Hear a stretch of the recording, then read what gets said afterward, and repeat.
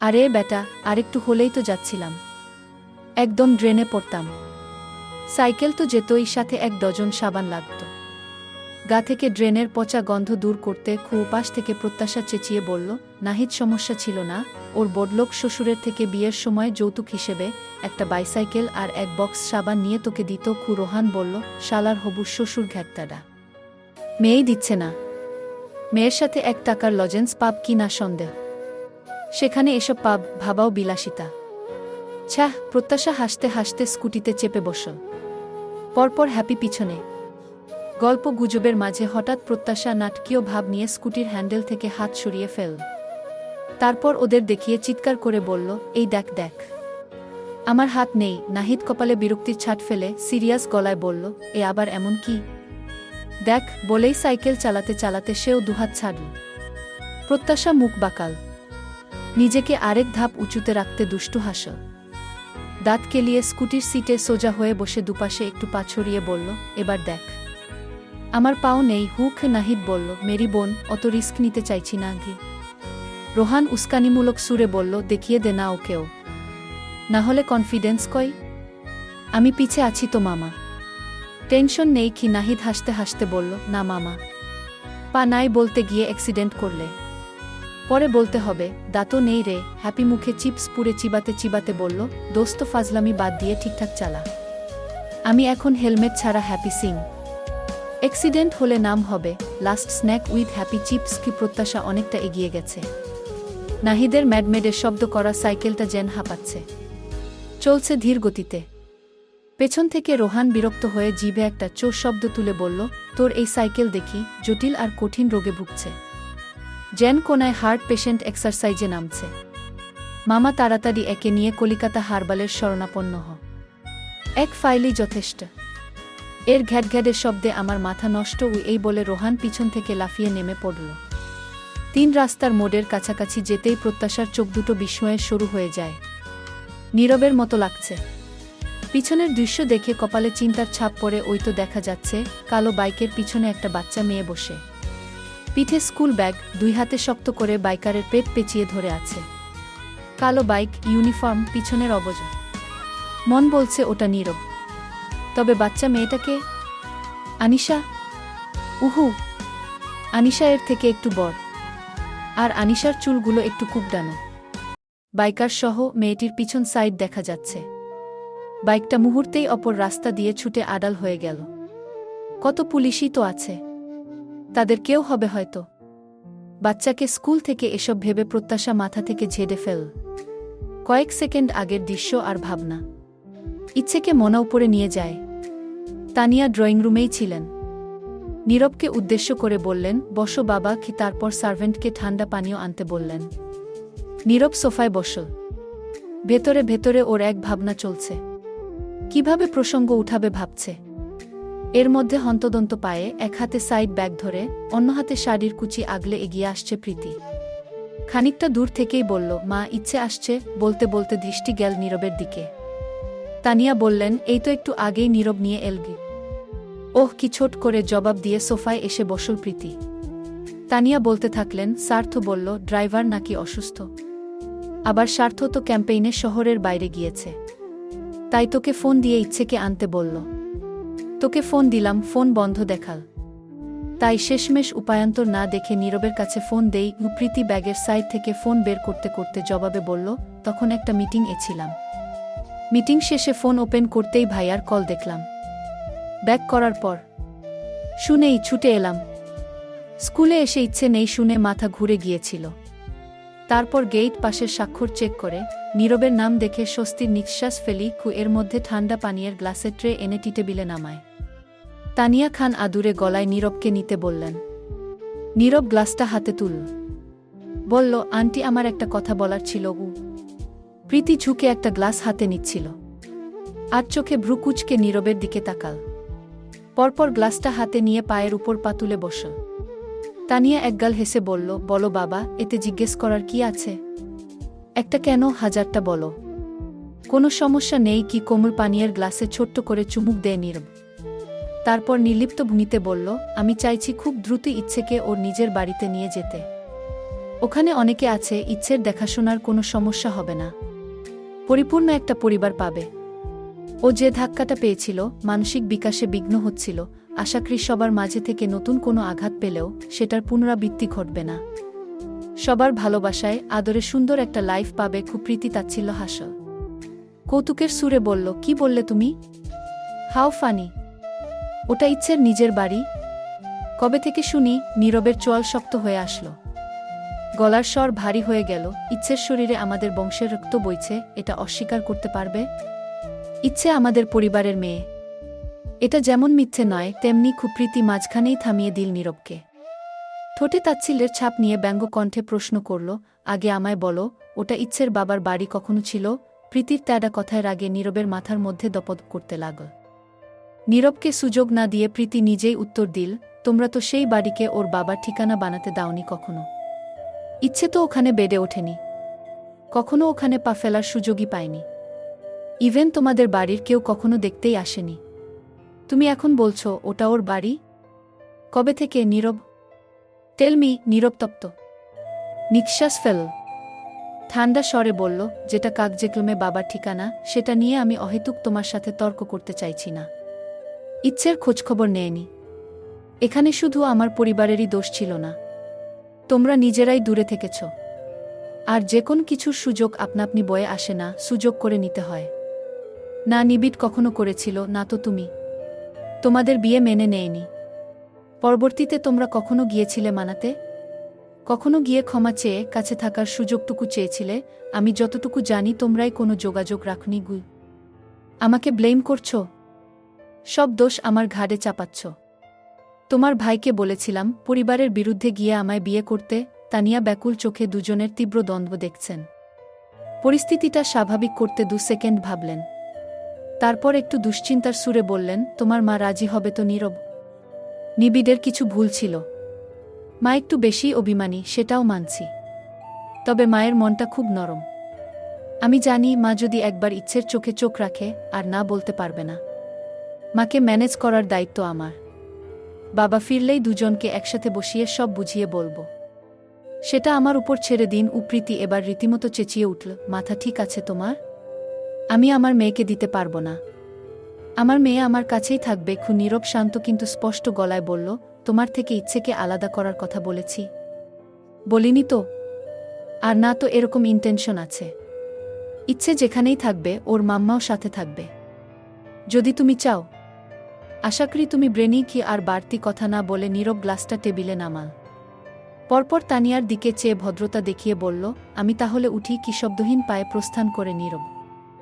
যতই প্রীতি মেয়ে মেয়ে করুক, একদিনে নীরব ঢের অনুমান করেছে প্রীতি মেয়ের প্রতি বড্ড উদাসীন। এমন একটা উদাসীন মায়ের কাছে ইচ্ছে মোটেই সেভ নয়। বিভিন্ন কিছু লক্ষ্য করে নীরব শেষমেশ ইচ্ছেকে নিজেদের বাড়িতে রাখার কথা ভাবে। এখন মাকে বুঝিয়ে সুঝিয়ে মানাতে পারলেই হয়। পূর্ণিমার রাত, হঠাৎই চাঁদের থালাটা ধীরে ধীরে মেঘের আঁচলে ঢাকা পড়ে গেল। এক ছটকায় দমকা হাওয়া বইতে শুরু করল, সঙ্গে ঝিরিঝিরি বৃষ্টি। ব্যালকনির গ্রিল ধরে দাঁড়িয়ে প্রত্যাশা। হাওয়ার সাথে বৃষ্টির প্রথম ফোঁটাগুলো এসে গাল ছুঁয়ে দিল। নীরব কফির মগ হাতে এসে সোজাসুজি দোলনায় বসল। আদেশের সুরে বলল, প্রত্যাশা সরে দাঁড়াও, বৃষ্টির ঝাপটায় ভিজে যাচ্ছ তো? খুব প্রত্যাশা বিরক্ত মুখে ঘুরে নীরবের দিকে তাকাল। ঠোঁট উল্টে বায়না করে বলল, ভিজি না? দারুণ লাগছে তো। উহু, ঠান্ডা লাগবে, জ্বর আসবে। কি কফির মগে ঠোঁট ছুঁইয়ে নীরব বলল। প্রত্যাশা ঠোঁট ফুলিয়ে মুখ ভার করে রইল। কিছুপল ওভাবে দাঁড়িয়ে থেকে কিছু ভেবে নীরবের পাশে গিয়ে বসল। আলাপ জমাতে পা দুটো দুলাতে দুলাতে বলল, বৃষ্টি আপনার ভালো লাগে না? উত্তরটা প্রত্যাশার মনোপুত হল না। ও মুখ ভেঙিয়ে বলল, এই একটা উত্তর হলো? আপনার জায়গায় অন্য কেউ থাকলে এই ঝুম বৃষ্টির রাতে আমার মতো একটা কিশোরী মেয়েকে পাশে নিয়ে নির্ঘাত একটা কবিতার বিতা লিখে ফেলত। শুধু কবিতাই নয়, রোমান্টিক গানটানও গাইত। সাথে বৃষ্টিতেও ভিজত। আপনি তো সেসব কিছুই করবেন না, ভিজবেনও না, আমাকেও ভিজতে দিবেন না। নীরব নিরুত্তর। নীরবের থেকে কোনো উত্তর না পেয়ে প্রত্যাশার রাগ হল। ও ঝেটিকায় উঠে দাঁড়িয়ে তর্জনী আঙুলে নাক ঘষে নিয়ে ঘন ঘন বলল, আপনি খুব আনরোমান্টিক। এখানে আপনার সাথে থাকলে রাগ বাড়বে, বই কমবে না। তার চেয়ে বরং রুমে গিয়ে ঘুমিয়ে পড়ি। Bad night. বোরিং নাইট কি এই বলে পা চালিয়েছে আর অমনি শাড়ির আঁচলে টান পড়ল। নীরব বাম হাতের কফির মগ নামিয়ে ডান হাতে শাড়ির আঁচলটা পেঁচাতে পেঁচাতে এগিয়ে আসতে আসতে বলল, কি বললে আমি আনরোমান্টিক? অন্য কেউ হলে কবিতা তারপর গানও গাইত। তাই বলছিলে, রাইট? প্রত্যাশা এক হাতে শাড়ির আঁচল টেনে বলল, ছাড়ুন তবু। আঁচল ছাড়িয়ে প্রত্যাশা পা বাড়াল। আচমকা বৃষ্টির রিনিঝিনি শব্দের সাথে আকর্ষণীয় সুর কানে এল, খিজে শেয়ার খেডেল ব্যাংক ব্যারেস্টি হ্যান্ডবন্ডিন থামকে। প্রত্যাশা থমকে দাঁড়ায়, ধীরে ধীরে পেছনে ফিরে তাকায়। নীরব ওর দিকেই চেয়ে মুখে স্নিগ্ধ হাসি। প্রত্যাশার ভ্রু কুঁচকে গেল। ও সরু চোখে চাইল। নেজারা আফ খায়া হোর হ্যায় গিজার্ডি হ্যাং জ্যাব জফাং সেকে। তারপর প্রত্যাশার একদম কাছাকাছি এসে চুলের ভাঁজে মুখ ডুবায়। প্রত্যাশা কাঁধ ঝাঁকিয়ে নিজেকে ছাড়িয়ে নিতে চাইল। প্রত্যাশার হাত ধরে নীরব আটকে দিল, দৌড়ে খেহেন এব যেও নেয় থাম। পরপর এক হাতে বৃষ্টির জল ধরে আকাশের দিকে মুখ তুলে সান সান সান বর্ষেট খাই ধান সান গু। প্রত্যাশা থেমে স্থির দাঁড়িয়ে। নীরব ওর চোখে চোখ রেখে দেও মিন ইহা এক ক্যাম রেখতে হ্যায় গু। প্রত্যাশা ভ্রু কুঁচকে হাত নেড়ে ইশারায় জিজ্ঞেস করে কি। নীরব এবার মুচকি হেসে এক হাতে প্রত্যাশার কোমর পেঁচিয়ে ধরে। মুখটা অসহায় বানিয়ে স্যাফ মিয়ার টু খাম রেখতে হ্যায়। প্রত্যাশার মুখে হাসি ফোটে। চোখের ভাষায় বলে, তাই নাকি? ছাড় কিয়া ভাই হ্যান গু। প্রত্যাশা বিনিমা মিষ্টি হাসল। চোখের ভাষা বলছে, আচ্ছা। বাতাসে বৃষ্টির ছাপটা এসে দুজনের গায়ে পড়ছে। ঝিরিঝিরি বৃষ্টি দুজনকে ভিজিয়ে দিচ্ছে। প্রত্যাশার ঠোঁটে বৃষ্টির জল জমে চিকচিক করছে। সেই চিকচিক আলো প্রতিফলিত হয় নীরবের চোখের আকুলতা। নীরব ঘোরলাগা দৃষ্টিতে প্রত্যাশার দিকে চেয়ে। ঠান্ডা বাতাসে প্রত্যাশার শরীর থেকে থেকেই কাঁপছে। বাড়ছে বুকের কম্পনও। নীরবের মুখটা এগিয়ে আসে। দুজনের ঠোঁট ছুঁই ছুঁই। প্রত্যাশা চোখ বুজে নেয়। ঠিক স্পর্শের আগ মুহূর্তে আকাশে বিদ্যুৎ চমকে ওঠে। তীব্র শব্দ হল। প্রত্যাশা আটকে উঠল। ঠাস করে চোখ মেলে তাকায়। ধরফর করে উঠে বসে রুমময় নজর বুলিয়ে নিজেকে বিছানায় আবিষ্কার করে। জানালার বাইরে ঝুম বৃষ্টি, বিদ্যুৎ চমকাচ্ছে, মেঘ গর্জে উঠছে। কয়েক মুহূর্ত পর ঠাহর করে এটা স্বপ্ন ছিল। চোখে মুখে লজ্জার ছায়া ফুটে ওঠে। কপালে হাত রেখে ভাবল, ও মাই আল্লাহ, এমন স্বপ্ন, তাও আবার এসপি সাহেবকে নিয়ে। ইস, কি লজ্জা, কি লজ্জা। রাতে প্রিয় সিঙ্গার জুবিন নটিয়ালের এই গানের ভিডিও দেখতে দেখতে শুয়েছিল প্রত্যাশা। আর স্বপ্নে কি না নিজেকে এসপি সাহেবর সাথে দেখল। তবে একটা আফসোস থেকে গেলিস, গানটা সম্পূর্ণ হল না। একটা বালিশ কোলের উপর নিয়ে আয়েশ করে বসল প্রত্যাশা। সেদিনের কথা ভাবল। সেদিন তো হঠাৎ আব্বুর ডাকে এসপি সাহেব নিরাপদ দূরত্বে সরে দাঁড়াল। তারপর বল, মিষ্টি বিদায়টা পাওনা রইল, পরেরবার সুদসহ নিব। আজ স্বপ্নের মধ্যেও মেঘের গর্জন ভিলেন হয়ে দাঁড়াল। এসপি সাহেবের দেখছি পোড়া কপাল। না জানি এভাবে কতবার ব্যর্থ হওয়ার পর সফল হন, নাকি ব্যাটার কপালে শনি আছে। প্রকৃতিও যে তার রোম্যান্সে বাগডা দিল, তাহার কপালে বুয়ের সোহাগ বুঝি নেই। এই ভেবে প্রত্যাশার ভীষণ হাসি পেল। এক হাতে মুখ চেপে হাসল। হঠাৎ ঘুম ভেঙে যাওয়ায় ঘুম আসছিল না। ফোনটা হাতে নিয়ে মেসেঞ্জার গ্রুপে গেল। বন্ধুদের গ্রুপে একটা মেসেজ দিল, জেগে আছিস কেউ? অনেকক্ষণ হওয়ার পরও মেসেজ ডেলিভার্ড হলো না। প্রত্যাশা বিরক্ত হয়ে আবার লিখল, সব কটা গুল্লায় গিয়েছে কি, সাথে একটা অ্যাংরি ইমোজি দিয়ে এফবিতে ঘোরাঘুরি করছিল। হঠাৎ মেসেজ নোটিফিকেশন এলো। প্রথম মেসেজে নাহিদের রিপ্লাই, না ঘুমিয়ে আছি মেরি বোন। খুব প্রত্যাশাও সাথে সাথে লিখল, তা ঘুমিয়ে ঘুমিয়ে অনলাইনে কি করছিস মেরি ভাই? স্বপ্নে এদেশ ওদেশ পাড়ি দিয়ে আয় কি নাহিদ হা হা রিয়েক্ট দিয়ে চটচলদি মেসেজ সেন্ড করল, আমার আত্মা অনলাইনে, দেহটা চার্জে আছে, তাই আজ আর যেতে পারছি না। চার্জ ফুল হোক গু। প্রত্যাশা হা হা দিয়ে অনলাইন থেকে বেরিয়ে আসলো। হঠাৎ কিছু ভেবে কল লিস্টে গিয়ে উপরে থাকা নম্বরে কল দিল। খুব বেশি সময় না হলেও প্রতিদিন রাতে কথা হয় মিস্টার আনপ্রেডিক্টেবলের সাথে। উনি নিজেই রাতে কল দেয়া, ভালো মন্দ টুকটাক কথা হয়। রিং হয়ে বেজে বেজে অবশেষে রিসিভ হলো।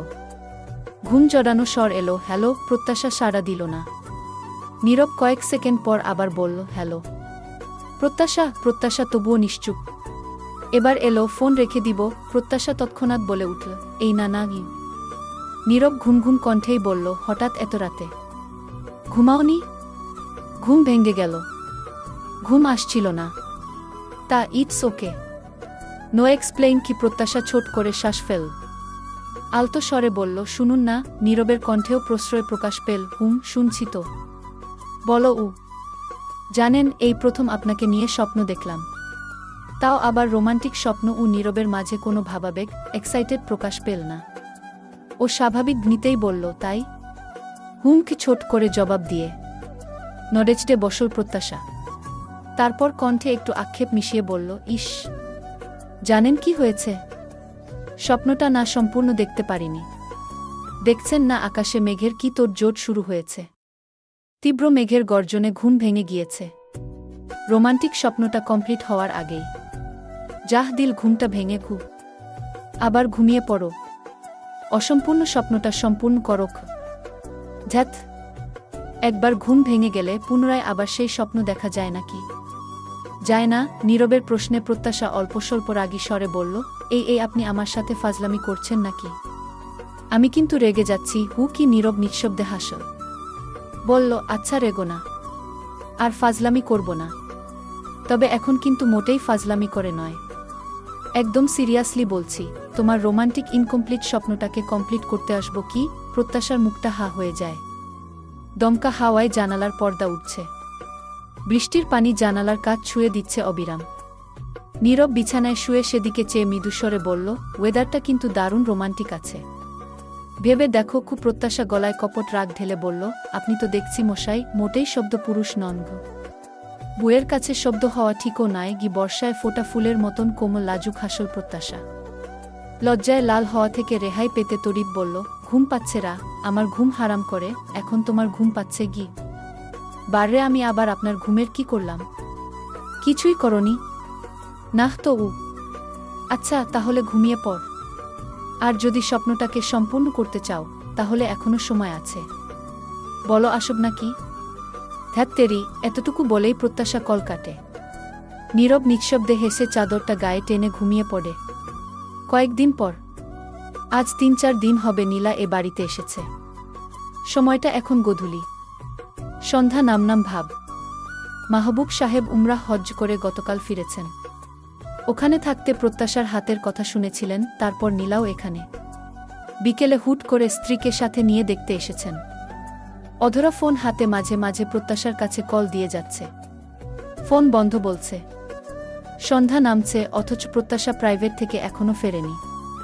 এদিকে নিহারিকা বেগম আসার পর থেকে প্রত্যাশার কথা জিজ্ঞেস করছেন, রোজই এত দেরি হয় আসতে? এটা সেটা প্রশ্ন করছেন। অধরা কিছু বলে সামলে নিবে। তার আগেই নীলা বন্ধুদের সাথে কোথায় ঘুরছে। অধরা পড়েছে ফ্যাসাদে। সন্ধ্যার আগেই তো প্রত্যাশা চলে আসে। আজ এত দেরি হচ্ছে কেন? এদিকে শ্বশুর শাশুড়ি এসেছেন। কি একটা জ্বালা। জ্বালা মানে বহুত জ্বালা। অধরা চিন্তায় চিন্তায় একসা হয়ে পড়ছে। অবশেষে বন্ধুদের নম্বরে কল দিল। সূর্যটা অস্ত যেতে থাকল। ছোট বড় যানবাহনের একপাশে প্রত্যাশার ছোট্ট স্কুটি। প্রাইভেট শেষে বন্ধুদের সাথে শহর থেকে অনেকটা দূরে বয়ে যাওয়া নদীর তীরে ঘুরতে আসছিল। হ্যাপি প্রাইভেট থেকেই বাসায় যায়। প্রত্যাশার সাথে কোয়েল ছিল। রোহানের বাইকে নাহিদ। তারও হঠাৎ কাজ পড়তে মাঝ রাস্তায় নেমে যায়। ওরা ৩ জন আসলেও ফিরছে প্রত্যাশা একা। রোহানের সাথে কোয়েল আবার লং ড্রাইভে গিয়েছে। সন্ধ্যা হয়ে যাবে দেখে প্রত্যাশা আর যায়নি। তবে কে জানত, ভাগ্য আজ অসহায় হবে। শহরে ঢোকার ২০ কিফমিস দূরে যে ব্রিজ আছে, সেখানে ট্রাকের সাথে ক্যান্টনমেন্ট পাবলিক স্কুল অ্যান্ড কলেজের একটা বাসের সংঘর্ষ হয়েছে। শোনা যাচ্ছে একটা ছাত্র নাকি মা ঘেরাও গিয়েছে। বেশ কয়েকজন গুরুতর আহত। এই রোডে শত শত গাড়ি আটকে আছে।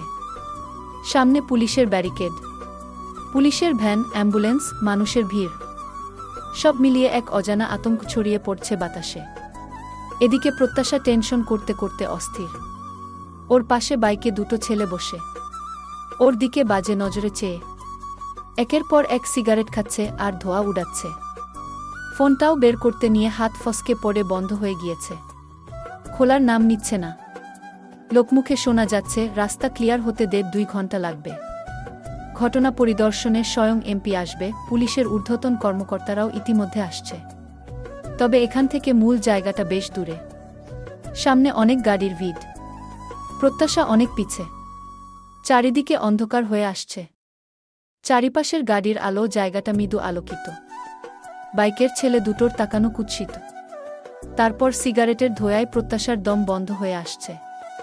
ও উঠে রাস্তার একপাশে যায়। চিন্তায় দরদরিয়ে ঘাম ছুটছে।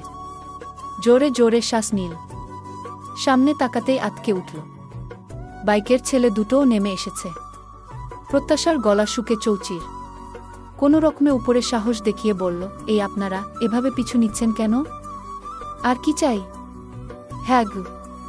লাল গেঞ্জি গায়ে অল্প বয়সী বখাটে ছেলেটা হাসতে হাসতে অপর পাশের ছেলেটির গায়ের উপর পড়তে পড়তে ফের সোজা হয়ে বলল, আরে ভাই, মাইয়া দেহি ফিডার খায়, কিছুই বোঝে না।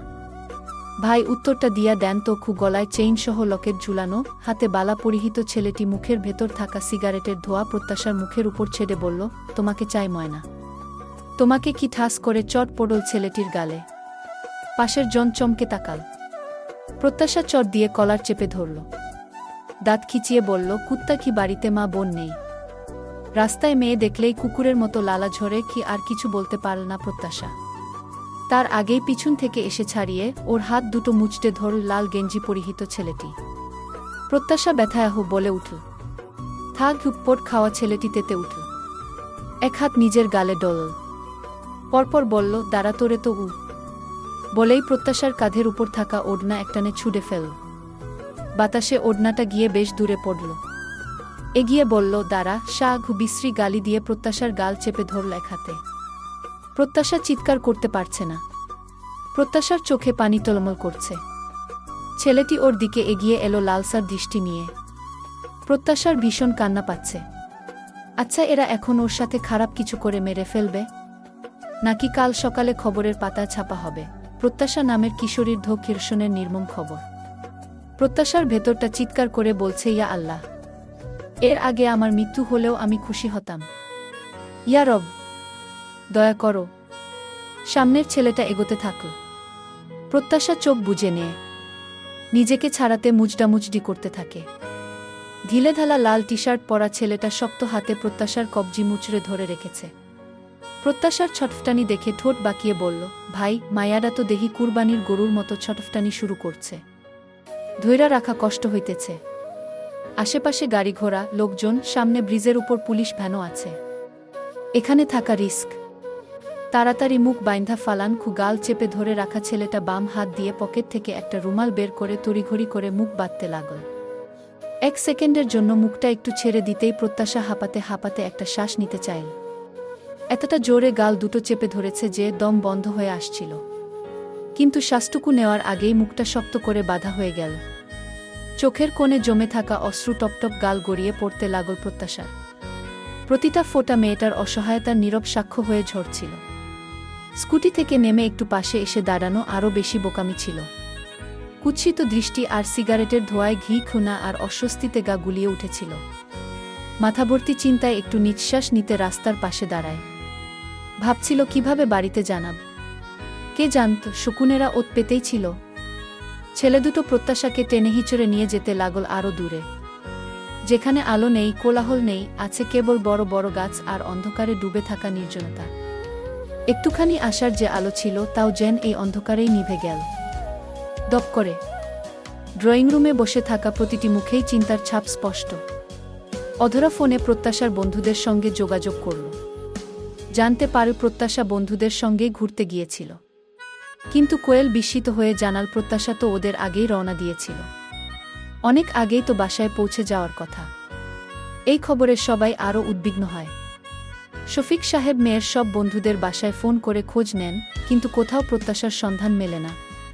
আত্মীয়দের কাছেও খোঁজ নেওয়া হয়, সেখান থেকেও মেয়ে সম্পর্কে কোনো খবর পাওয়া যায় না।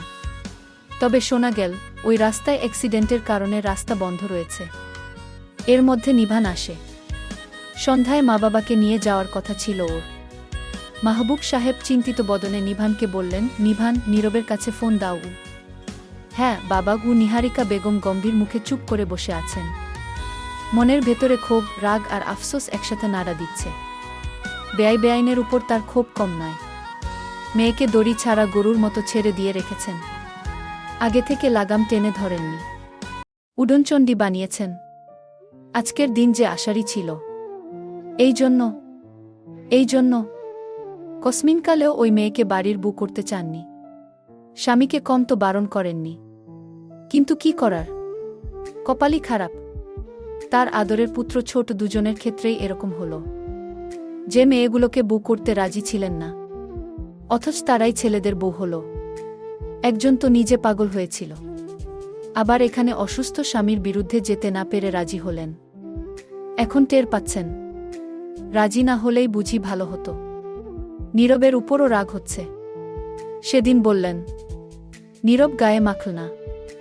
ওইয়ে বললেন, অঘটন ঘটলে তখন মায়ের কথার দাম দিবি। সেই কথা যেন অক্ষরে অক্ষরে ফলে যাচ্ছে। নিভান একটু বাইরে এসে কল দিল। রিং হওয়ার দ্বিতীয়বারের মাথায় কল তুলল নীরব। নীরবের কথার আগেই হইচই আর গাড়ির শব্দ আসতে থাকল। নিভান বলল, হ্যালো নীরব, তুই কই? হ্যালো ভভাইয়া, কি কথাগুলো বেঁধে বেঁধে আসো। নিভান বলল, নীরব, এদিকে তো সমস্যা হয়ে গিয়েছে গি। হজালো ভাইজা, আমি শুনতে পাচ্ছি না, একটু জোরে আর তাড়াতাড়ি বলো। আমি ব্যস্ত আছি গু।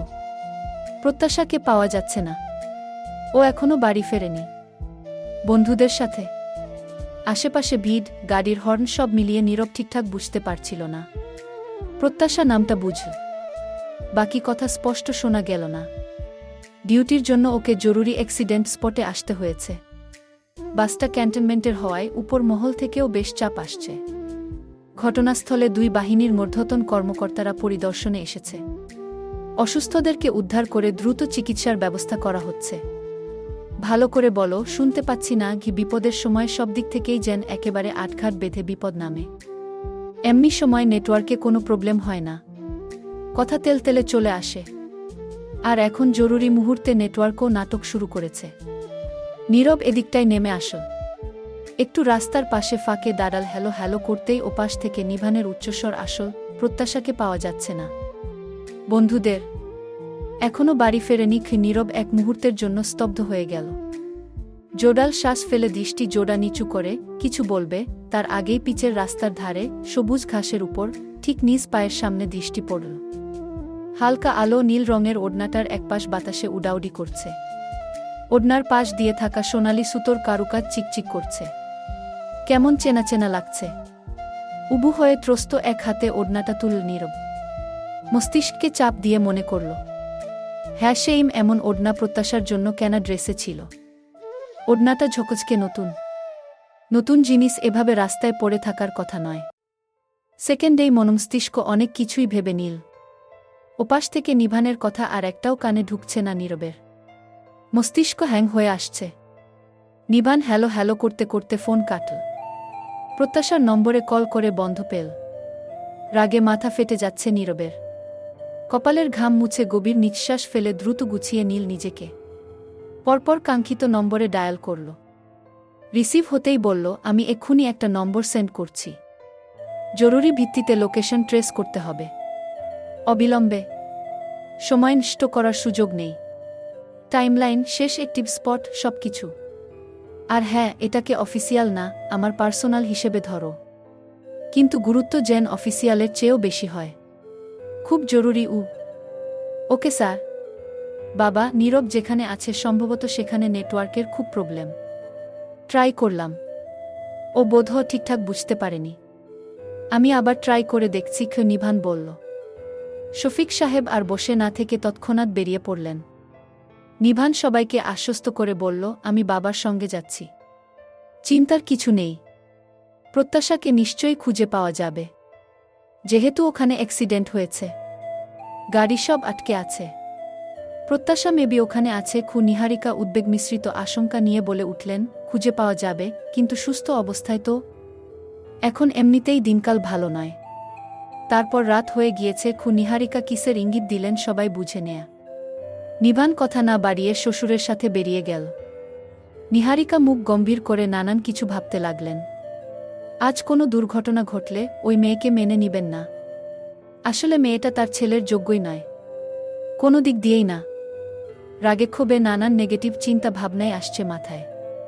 ঘড়ির কাঁটা টিকটিক করে যত এগোচ্ছে তত সবার চিন্তা বাড়ছে। রাত 8টা বাজতে চলছে। অধরা চোখে এক প্রস্থ জল নিয়ে 2 হাতে মুখ চেপে বসে মেয়ের জন্য দোয়া করছেন। মনে হচ্ছে নিজেরও কিছু গাফিলতি আছে। ভালোবেসে বেশি স্বাধীনতা দিয়ে ফেলেছিল প্রত্যাশাকে। সেই জন্য আজ এমন দিন। না জানি মেয়েটা কোথায়, কোনো হালে আছে। সন্ধ্যা পেরিয়েছে ঘণ্টা খানেক আগে। দিন হলে তাও চিন্তা কম ছিল। দিনেই যেখানে মেয়েরা শেভ নয়, এখন তো রাত নেমেছে। ভয়ে গা শিউরে উঠল অধরার। এর মধ্যে ডোর বেলের শব্দ আসতেই ছুটে এলেন দরজা খুলতে। নীলা মায়ের পিছু পিছু এলো। এমনিতে প্রত্যাশাকে দেখতে না পারলেও আজ কেন জানি একটু হলেও মন খারাপ করছে। যখন কেউ থাকে না, তখন তার কথা মনে হয়। দরজা খুলতেই দরজার সামনে নীরব দাঁড়িয়ে। অধরার আশার আলো মিয়ে আসলো। ভেবেছিল সাথে মেয়েকে দেখবে। নীরবকে একা দেখে উদ্বিগ্ন হয়ে একসাথে প্রশ্ন করলেন, নীরব তুমি একলা? প্রত্যাশাকে খুঁজে পাওনি? তোমার শ্বশুর নিভান গেল। ওরা পেয়েছে কি প্রত্যাশাকে? নীরব কিছু বলার আগেই অধরা ঘন ঘন বলতে থাকে, নীলা তোর আব্বুকে ফোন কর। শোন তো কতদূর। ওরা নিশ্চয় প্রত্যাশাকে খুঁজে পেয়েছে। প্রত্যাশা ওদের সাথেই ফিরছে, তাই না? নীরব জোড়াল শ্বাস ফেলে মৃদুস্বরে বলল, আন্টি চিন্তার কিছু নেই। প্রত্যাশা আমার সাথেই আছে কি? এই বলে নীরব ডান পাশে একটু সরে দাঁড়াল। পিছনে নতমস্তকে প্রত্যাশা।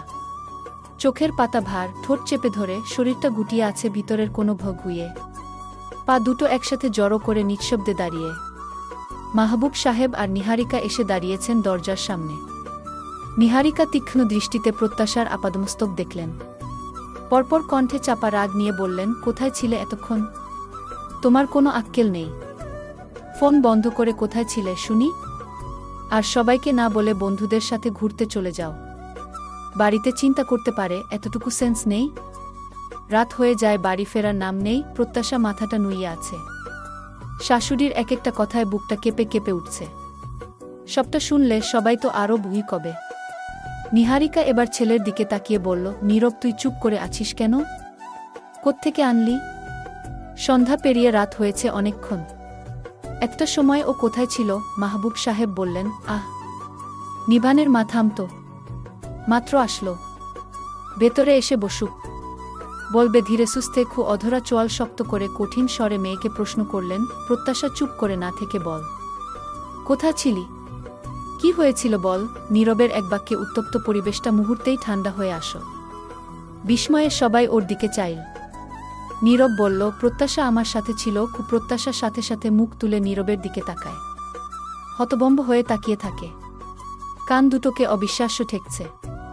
ভাবলুনি মিথ্যে কেন বলল?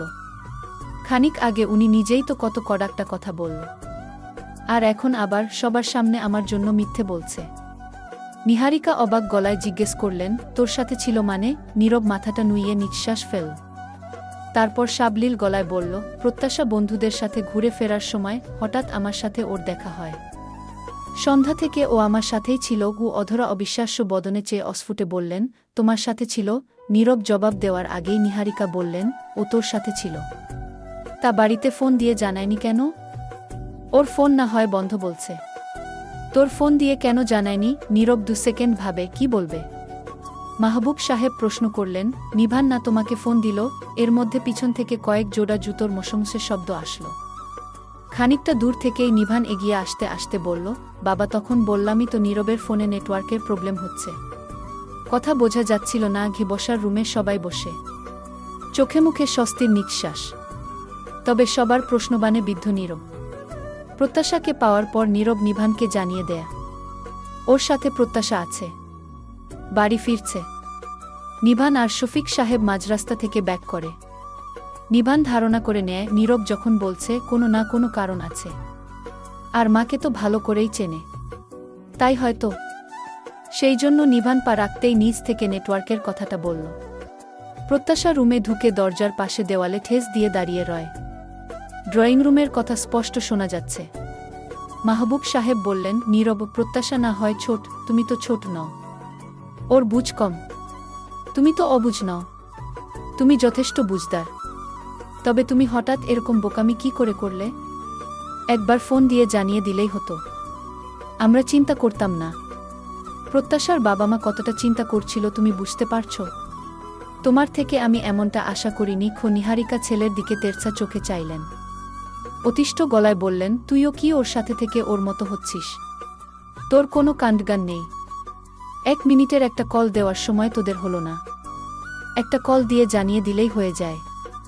সবাই হয়রানি হয় না? অধরা বললেন, আপা বাদ দিন না। নীরব ভেবেছিল প্রত্যাশা হয়তো জানিয়েছে। প্রত্যাশাটা নিজেই তো বেখেয়াল। ভেতর থেকে সব কথা শুনে প্রত্যাশার নিজেকে আরও বেশি অপরাধী মনে হচ্ছে। সবটা শুনলে আর কেউ না হলেও নিহারিকা অনেক কিছুই বলবে। এমনিতেই বাবা মায়ের শিক্ষা নিয়ে আগেও বলেছেন। নীরব আজ সবটা নিজের গায়ে নিয়ে প্রত্যাশাসহ আব্বু আম্মুর সম্মানও বাঁচিয়ে দিল। প্রত্যাশা আমার সাথে ছিল। এই কথাটার ভার কত তা প্রত্যাশা টের পাচ্ছে। এই একটি কথার জন্য ওর সম্মানে ওকে নিয়ে কোনো সন্দেহ হয়ে প্রশ্ন করার সুযোগ পায়নি। যখন শুনত 2 বাজে ছেলের খপ্পরে পড়েছিল, তখন নিশ্চয় চিন্তা হতো প্রত্যাশাকে বাজেভাবে ছুঁয়েছে। ওরকমটা না হলেও কেউ কেউ ভেবে নিত অনেক কিছুই হয়েছে। কিন্তু নীরবের একটা বাক্যে কেউ সেই সুযোগটা পায়নি। নীরব দেয়নি, চায়নি অন্যের কাছে প্রত্যাশা এতটুকু ছোট হোক। নীরবের প্রতি প্রত্যাশার সম্মান শ্রদ্ধা 1000 গুণ বেড়ে যায়। প্রত্যাশা চোখ দুটো বুঝতেই ঝরঝরিয়ে পানি পড়ল। চোখের সামনে ভেসে উঠল সেই দৃশ্য, আর সাথে সাথে গায়ে কাঁটা দিয়ে উঠল। টেনে হিচড়ে অন্ধকারে নেওয়ার সময় লাল টি শার্ট পরা ছেলেটি প্রাকৃতিক ডাকে সাড়া দিতে একপাশে যায়। প্রত্যাশার হাত দুটো অন্যজন ধরে ডেকে বলল, এই তাড়াতাড়ি কর বেড়া, কাজের সময় তোর হাগামুতা চাপে। প্যান্টের জিপার তুলতে তুলতে বলল, আইছি ভাইজান আইছি। ছেলেটি সামনে এসে দাঁড়াল, বলল, ভাই বাংলা মাল আছে তো? সব আছে। তো আজ বাংলা মাল না, অত গুলান চকচকে নোট পাইলাম, তাই দিয়া বিদেশি মাল খাবো, সাথে এই চিকনা চিকনি ময়না। আহা কি ভাই তাড়াতাড়ি চলেন, এই মাইজা হাত ছাড়া হলে সব দিক দিয়াই লস, বাকি টাকা পাবনানে। কয়দিন ধরে সুযোগ খুঁজতে খুঁজতে পাখিরে ধরছি, আমাগো খাঁচায় বন্দি। এখন তো মজায় মজা। প্রত্যাশা স্তব্ধ হয়। মনের ভেতর প্রশ্ন চলছে একের পর এক। প্রত্যাশা চোখ বুজে বাঁচার জন্য বুদ্ধি খোঁজে, নিজেকে রক্ষার শেষ চেষ্টা, আর ঘৃণা এক করে দাঁতে দাঁত চাপল। সামনেরটার মেইন পয়েন্ট বরাবর গায়ের সমস্ত শক্তি দিয়ে লাথি দেয়া। সারা জীবনের সুটসুডি শেষ করবে, এতটা রাগ নিয়ে লাথি মা ঘুরে। সামনের ছেলে দুগদম পিছিয়ে যায়, ব্যথায় কুকিয়ে ওঠে। পিছনের জন হকচকাল, পায়ের তলায় বালু। প্রত্যাশা এবার খিচে চোখ বন্ধ করে, নিজের মাথা একপাশে নুইয়ে নীল, বালুর মাঝে পা ডুবিয়ে দেয়। তারপর পায়ের উপর বালু তুলে পিছন দিকে মারে। পিছনের জনের এক চোখে কিছু বালু ঢোকে। ছেলেটা প্রত্যাশার হাত ছেড়ে চোখ ডলতে থাকে। প্রত্যাশা এক মুহূর্ত দেরি না করে দৌড় লাগা রাস্তার দিকে। ওইয়া আলো দেখা যাচ্ছে সেদিকে। চোখের বালু ঢলতে ঢলতে ছেলেটাও পিছু নিল।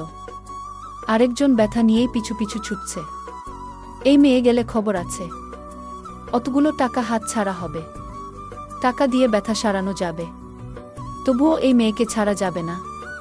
প্রত্যাশা ছুটছে। হঠাৎ সামনে থাকা শুকনো ভাঙা ডালে উষ্টা খায় প্রত্যাশা।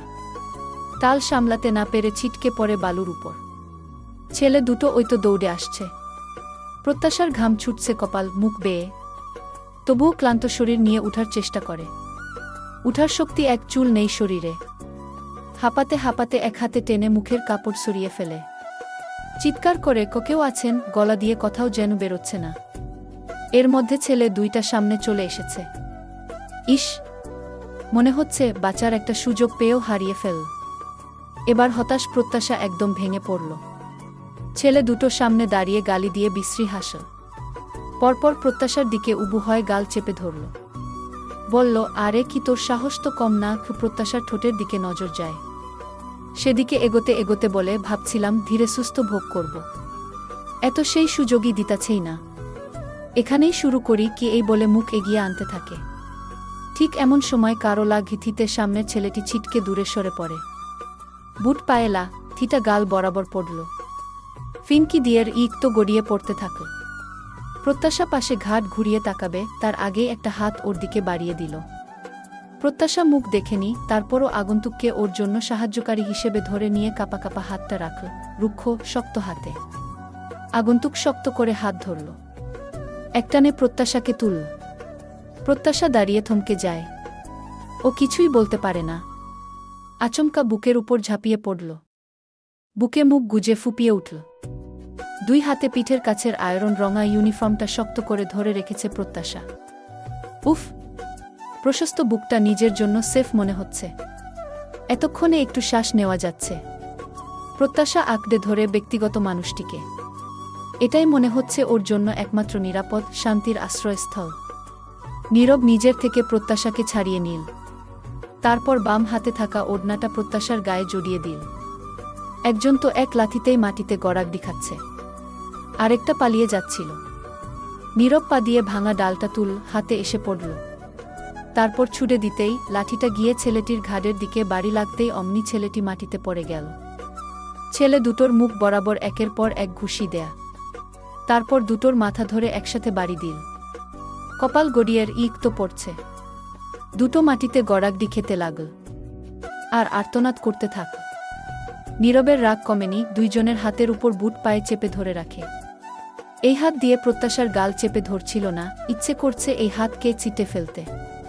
প্রত্যাশার গা থরথরিয়ে কাঁপছে। এর মধ্যে তানভীর আসতেই নীরব ফোঁস করে নিঃশ্বাস ফেলে বলে, ব্ল্যাক ডি বিচ দুটোকে নিয়ে যাও। কি কেস দিবে আমি বলে দিব। ওকে স্যার বলে তানভীর দায়িত্ব পালন করে। আজ চোখে একবার প্রত্যাশার দিকে চাইল।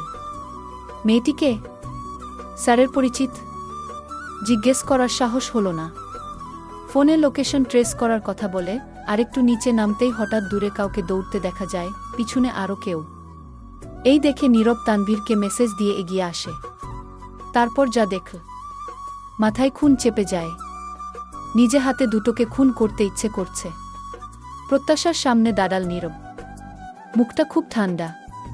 প্রত্যাশা কম্পিত পল্লব তুলে তাকাল।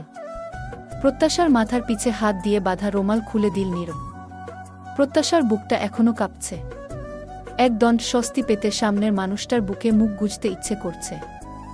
যেটুকু ভয়, দুরু দুরু কম্পন আছে, সব ওই বুকে মাথা রেখে উবে দিতে মনটা খুব করে চাইছে। প্রত্যাশা অসহায় মুখ করে অস্ফুটে বলল, নীরব নীরব আপনি না কি আর বলতে পারল না? প্রত্যাশার গলার স্বর ভারী হয়ে আসো। কাঁচতে কাঁচতে নীরবের দিকে আরেক পা এগোল। নীরব শান্ত চোখে চেয়ে তৎক্ষণাৎ এক হাত সামনে ধরে বজ্রকণ্ঠে বলল, স্টপ। এক শব্দেই প্রত্যাশার পুরো দুনিয়া যেন থেমে গেল। নীরব দুই আঙুলে কপাল স্লাইড করে রাগটা কমানোর চেষ্টা করল। নীরব শক্ত কণ্ঠে জিজ্ঞেস করল, কিভাবে কি হয়েছিল?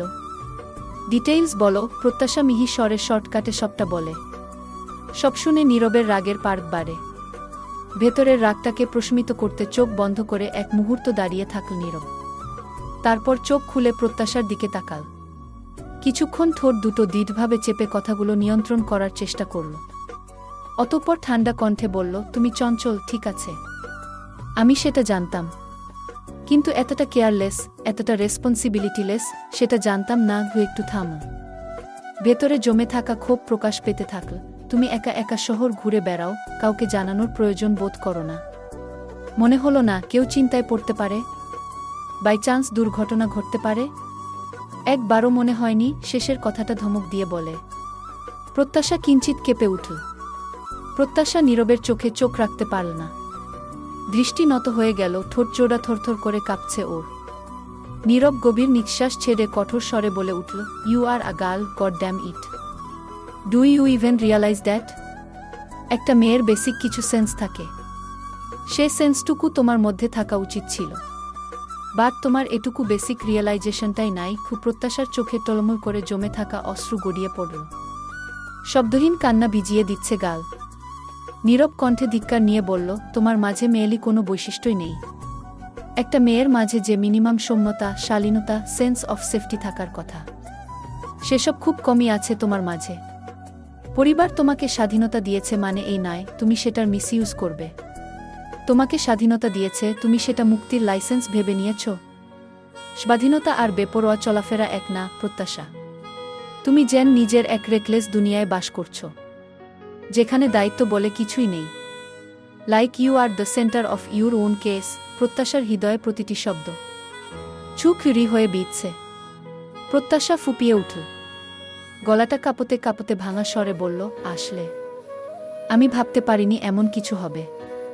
হঠাৎ রাস্তাটা আটকে গেল। দেরি হওয়াতে সন্ধ্যা হোক নীরব পুরো কথা সম্পূর্ণ করতে না দিয়ে আচমকা দুহাতে প্রত্যাশার কাঁধ ধরে শক্ত করে গলার স্বর উঁচিয়ে বলল, ভাবতে পারোনি? এত দূর আসার আগে একটিবারও ভাবা উচিত ছিল না? তোমার কি একবারও মনে হয়নি ঘুরতে আসার আগে অ্যাটলিস্ট বাসাতে একবার জানাই? অনুমতির তোয়াক্কা নাই করলে একবার জানানো প্রয়োজন।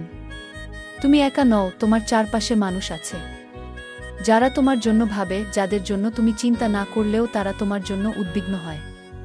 তোমাকে খুঁজে পাওয়া যাচ্ছিল না। সবার কতটা টেনশন হচ্ছিল তুমি বুঝতে পারবে সেটা? তোমাকে এসব বলে লাভ কি? তুমি তো তুমি, নিজের মর্জি মতো চলো, যখন যা ইচ্ছে তাই করো। খুব প্রত্যাশা ফুপাতে ফুপাতে ঠোঁট ভিজিয়ে নিয়ে অসহায়ভাবে ফিসফিস করল, আমি সরি।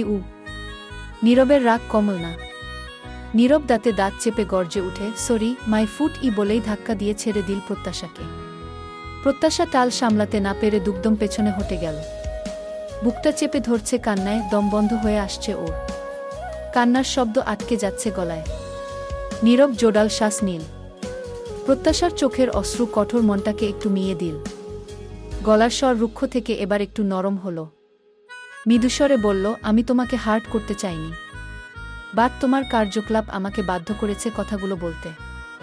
শুনো, আমি বারবার বলছি তুমি মেয়ে, তুমি মেয়ে। এটা বলে আমি তোমাকে ছোট করছি না, আর না তো তোমার কোনো দুর্বলতা প্রকাশ করছি। এটা তোমার দুর্বলতা না, তবে এটা বাস্তবতা। মেয়েদের সেফটির জন্য কিছু লিমিট রাখতেই হয়। নিজেকে সেফ রাখার জন্য সমাজের এই বাস্তবতাকে মানতে হয়। প্রত্যাশা বোবা হয়ে আছে। কথা বলার না আছে মুখ, আর না আছে সাহস। শুধু নিঃশব্দে অশ্রু বিসর্জন দিতে থাকে। নীরব আর কিছু বলল না। প্রত্যাশা বাইকের কাছে মাথা নত করে দাঁড়িয়ে। নীরব একটা মিনারেল ওয়াটার বোতল এনে প্রত্যাশার দিকে বাড়িয়ে বলল, চোখে মুখে পানির ছিটা দিয়ে নাও। নীরবের দিকে না তাকিয়ে প্রত্যাশা হাতে নিল। হাত দুটো কাঁপছিল, বোতলের ক্যাপ ঘুরিয়ে খুলতে সময় লাগছিল। নীরব মুখে কিছুই না বলে একটানে বোতলটা নিজের হাতে নিল। তারপর ক্যাপ খুলে প্রত্যাশার হাতে দিল। রাত গভীর। প্রত্যাশার দুচোখের পাতায় ঘুমের ছিটে ফোটাও নেই। অতিরিক্ত কান্নার ফলে ঘন পাপড়িগুলো একসাথে লেগে আছে। দুই হাতে বালিশ চেপে ধরে মুখ গুজে আছে। মাথার নিচের শিমুল তুলোর বালিশের অনেকটাই চোখের নোনতা জলে ভিজে গিয়েছে। নীরব জরুরি কল এসেছে বলে তখনই চলে যায়। মেয়ের শ্বশুর শাশুড়িকে অবশ্য ডিনার না করিয়ে ছাড়েন না শফিক সাহেব। প্রত্যাশা মাথা ব্যথার অজুহাত দিয়ে ডাইনিংয়ে যায়নি। আসলে খুব খারাপ লাগছিল। সবার সামনে গেলে সন্দেহ প্রকট হবে, তাই যায়নি। মেহমান যেতেই অধরা প্রত্যাশার রুমে আসে। একটানে শুয়ে থাকা প্রত্যাশাকে উঠান। প্রত্যাশার চোখ তখনও ভেজা ছিল। মাকে দেখে দ্রুত কান্না লুকাতে চাইল। অধরা তীক্ষ্ণ দৃষ্টিতে মেয়ের দিকে তাকিয়ে জিজ্ঞেস করলেন, কি হয়েছিল সত্যি করে বল। তোর চোখমুখ অন্য কিছু বলছে। সবার চোখের আড়াল হলেও আমাকে ফাঁকি দেওয়া যাবে না। মিথ্যে না বলে মেয়ের চোখমুখ ফোলা। তারপর নীরবেরও মুখাবয়ব স্বাভাবিক ঠেকেনি। ডিনারের জন্য কত করে বললেন, বসলই না। কাজের কথা বলে তক্ষুনি বেরিয়ে গেল। প্রত্যাশা হাত দুটো কোলের উপর শক্ত করে ওড়নার আঁচল মুঠো করে ধরে সবটা বলল। সবটা শোনার সঙ্গে সঙ্গে নিস্তব্ধ ঘরে হঠাৎ ঠাস করে একটা শব্দ ছড়িয়ে পড়ে। অধরার হাত সজোরে এসে পড়ে প্রত্যাশার গালে। প্রত্যাশা হতভম্ব হয়ে নিজের গালে হাত দিয়ে মায়ের মুখপানে ছলছলে চোখে তাকিয়ে থাকে। অধরার আগে কাঁপতে কাঁপতে বললেন, তুই 5 বছরের বাচ্চা মেয়ে নোস। তোকে সবসময় শিখিয়ে পড়িয়ে দিতে হবে এমন নয়। কাউকে না জানিয়ে ড্যাং ড্যাং করে ঘুরতে চলে গেলি। আল্লাহ না করুক যদি আজ কিছু হয়ে যেত। থেমে ফের বললেন, আজ যদি ঠিক সময় নীরব না পৌঁছাতো কি হতো ভেবেছিস? তুই একা নোস, তোর সাথে আরও 2টা পরিবারের সম্মান জড়িয়ে আছে। অধরা বেশ কড়া করে আরও অনেক কিছুই বললেন। মায়ের থাক হিপ্পড বকুনির থেকেও নীরবের প্রতিটি কথা প্রত্যাশার মনে বেশি দাগ ফেলেছে। ওই ভারী ভারী ধারালো কথাগুলো ছোট্ট হৃদয়টাকে ক্ষতবিক্ষত করছে। রুম জুড়ে অন্ধকার। দূর থেকে বেপরোয়া নেডি কুকুরের ঘেউ ঘেউ শব্দ আসছে। কাউচে গা এলিয়ে ফোনের অপেক্ষায় থেকে থেকে অবশেষে হাতের ফোনটা অন করল। তারপর ডায়াল করল। রিসিভ হতে সময় লাগল। রিসিভ হতেই জিজ্ঞেস করল, হোয়াটস দ্য আপডেট? জব ডান? ওপাশ থেকে পাওয়া খবরে শরীরটা রাগে কাঁপতে লাগল। রাগে হাতের ফোনটা অমনি ছুড়ে দিল। অন্ধকারে ফোনটা গিয়ে জানালার কাছে বাড়ি খেল। তক্ষুনি ঝনঝন করে কাঁচ ভাঙার শব্দ ঘরময় ছড়িয়ে পড়তে থাকল। ইচ্ছে করছে সবকিছু জ্বালিয়ে দিতে। বড়বড় শ্বাস ফেলে কিছুপল চোখ বুজে থেকে পরপর স্বগতোক্তি করে বলল, ভালোবাসা তো শখ নয়, শ্বাসের মতো। আমার ভালোবাসা থামবে মানে তোমার নিঃশ্বাস বন্ধ কো 1 সেকেন্ড থেমে মুখে ডেবিল হাসি নিয়ে পুরো দুনিয়া বলবে, others one side love it's okay but is different. এই প্রথম একটা সপ্তাহ প্রত্যাশার একটু অন্যরকম গেল। কোনো কিছুই আগের মতো উৎফুল্লতা নিয়ে করে না। প্রথম 3 দিন কলেজ, প্রাইভেট যায়নি। মন খারাপ করে রুমেই থেকেছে বেশি। ফোনে বন্ধুদের সাথেও আড্ডা তেমন দেওয়া হয় না। মনটা বড্ড বিষণ্ণ। সে রাতের পর নীরব নিজ থেকে আর ফোন দেয়নি। পরের দিন লোকের মাধ্যমে প্রত্যাশার জন্য ঠিকই নতুন স্মার্টফোন পাঠিয়েছে। তবুও জনাব নিজে আসেননি। প্রত্যাশা রাতে নতুন ফোনে সিম ভরে কল করে। রিসিভ হয়, তবে নীরবের কথা আগের মতো লাগেনি। দায়সারা ভাবে দু একটা কথা বলে কল কেটেছে। প্রত্যাশার মনটা কেমন কেমন করছে, কিছু একটা মিস করছে।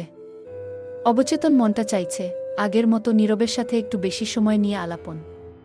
নীরবের কথায় হালকা ফাজলামির সুর, আলতো গলায় প্রত্যাশা বলে ডাকা। ইস! প্রত্যাশার মনটা উচাটন করছে।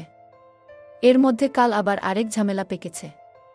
ঝামেলা বলতে যেনতেন ঝামেলা নয়, একেবারে মহাঝামেলা। সেদিন সুস্থ অবস্থায় সম্মান নিয়ে ফেরার ঘটনা বন্ধুদের জানানোর সাথে প্রত্যাশা বিয়ের কথাও জানা। বিচ্ছু কটা ট্রিট নিতে বাদ রাখেনি। কলেজ ক্যান্টিনে ইচ্ছেমত খেয়েছে, বিল দিয়েছে প্রত্যাশা। গতকাল কলেজে প্রত্যাশাকে মনমরা অন্যমনস্ক দেখে হ্যাপি আর কোয়েল চেপে ধরে। প্রত্যাশা বলতেই কোয়েল এ বুদ্ধি সে বুদ্ধি দেয়া, কিভাবে বরের রাগ ভাঙাবে নানা ট্রিপস দিতে থাকে। এক পর্যায়ে বলে, আরে শোনো, আমার আর রোহানের ঝগড়া লাগলে আমরা কথা বলা বন্ধ করে দেই। তবে আমি আবার রেগে বেশিক্ষণ থাকতে পারি না। রোহানটা নিজ থেকে ফোন দেয় না। আমি ফোন দিয়ে মিষ্টি গলায় ডাকতেই রোহানের রাগ পানি খুব। প্রত্যাশা বিরক্ত চোখে তাকিয়ে বলল, তোর ওই মিষ্টি গলা বুঝি ট্যাঙ্ক ফুটা করে রস বের করে? রোহান শুনেই গলে পানি।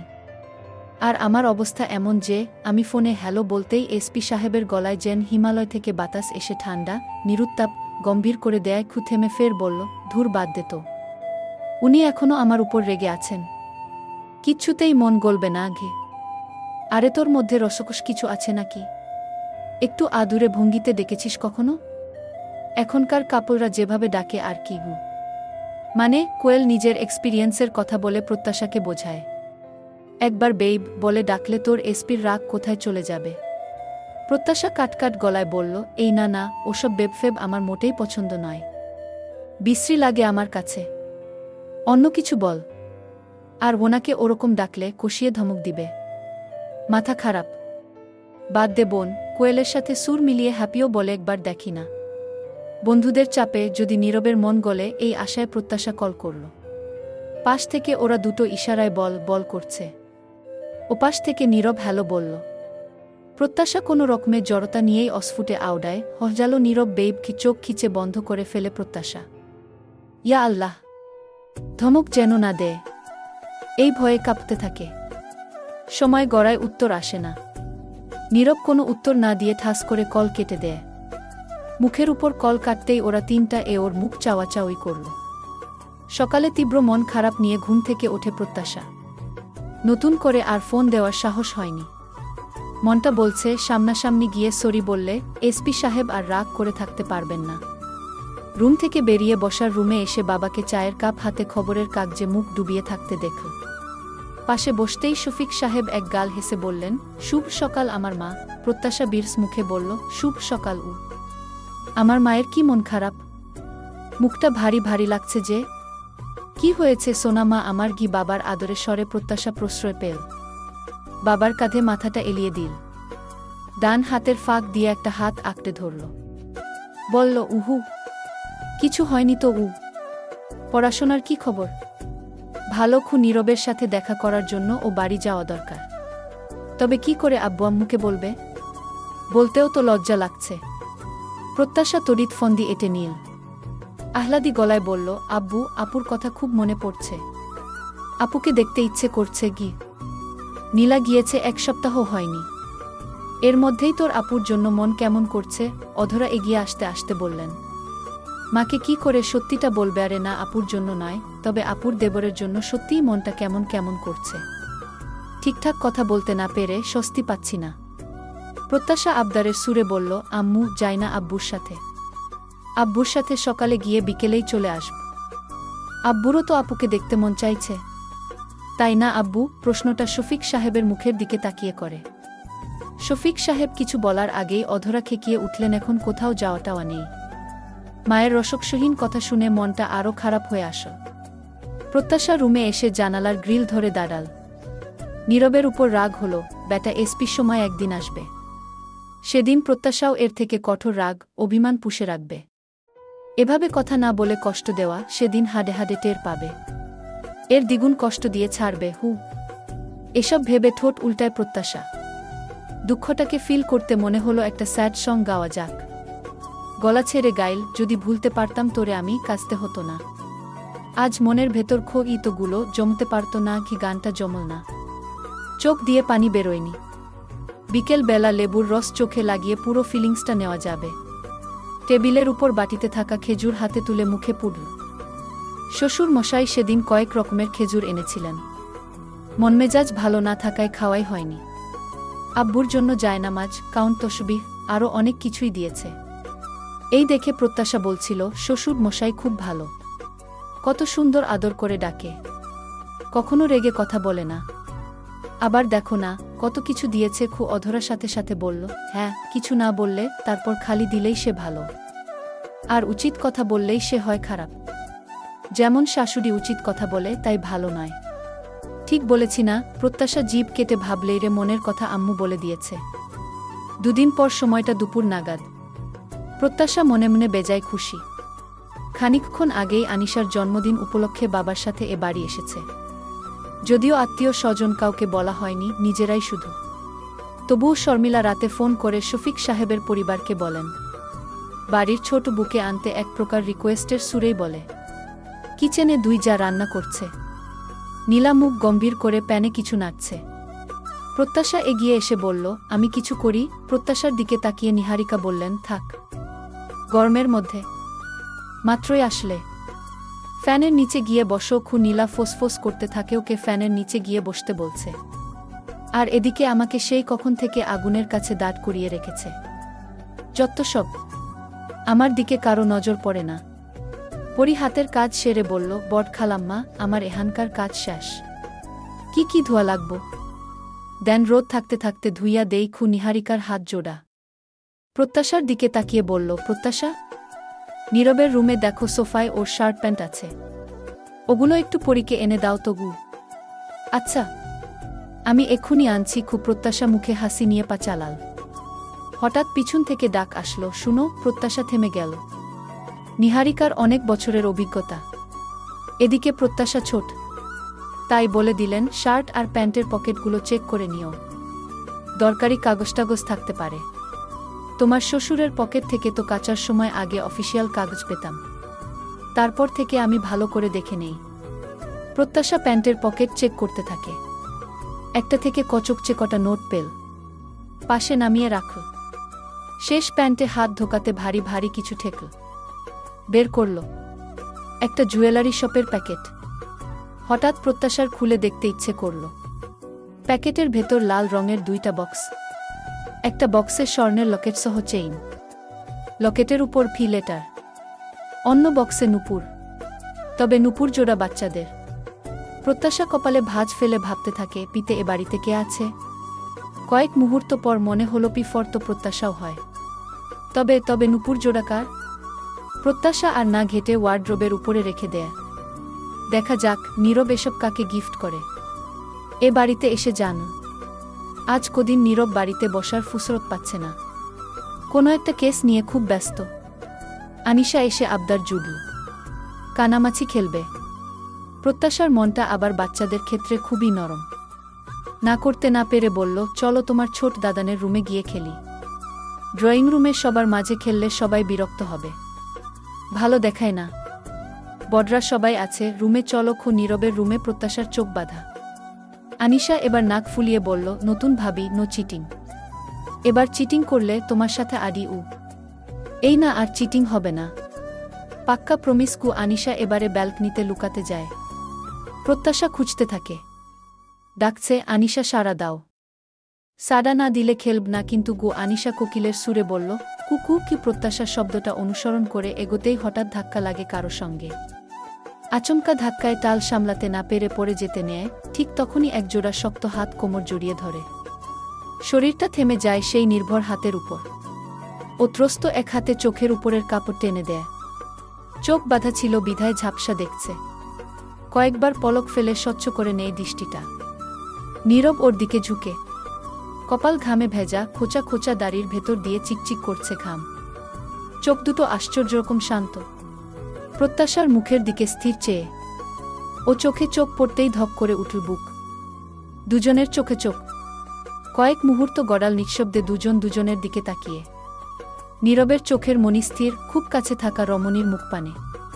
প্রত্যাশা জিভ দিয়ে নিম্নষ্ট বিজিয়ে মিহি স্বরে বলল, ছাড়ুন। বোঝা গেল না কথাটি নীরবের কর্ণকুহরে ঢুকল কি না। ওর দৃষ্টিতে এখনও সেই একরোখা স্থিরতা। একটুও না নড়ল, আর না তো চোখের পলক পড়ল। তন্মধ্যে আনিশা ব্যালকনির কোণ থেকে দৌড়ে আসল। মুখভর্তি হাসি নিয়ে দুই হাত এক করে করতালি দিল। ঝুমঝুম করে বলে উঠল, ইয়ে, আমি জিতেছি। হুরে। নতুন ভাবি খুঁজে পাওনি। ওরা দুজনই হকচকাল। নীরব ত্রস্ত প্রত্যাশাকে ছেড়ে দিল। প্রত্যাশা একটু গুছিয়ে সোজা হয়ে দাঁড়ায়।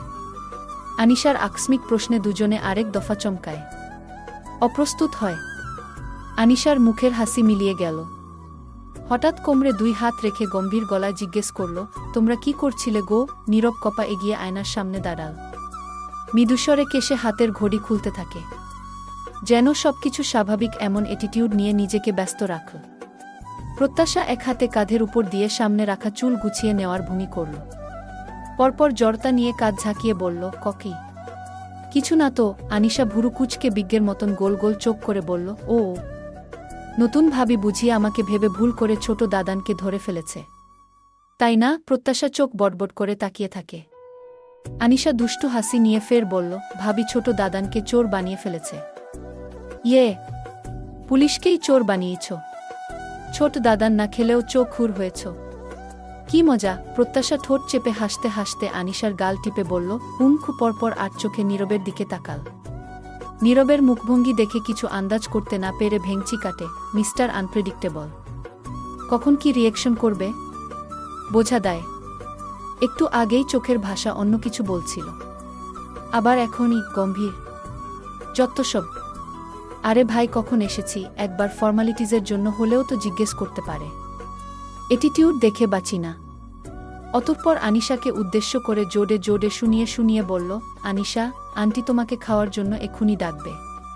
চলো যাই। কি এই বলে আনিশার হাত ধরে বেরিয়ে গেল প্রত্যাশা। দুপুরের ডাইনিংয়ে হরেক রকমের পদ। একপাশে শফিক সাহেব আর মাহবুব সাহেব। প্রত্যাশার ডান পাশে আবির, বা পাশে নীলা। ঠিক সামনে নীরব আর নিভান।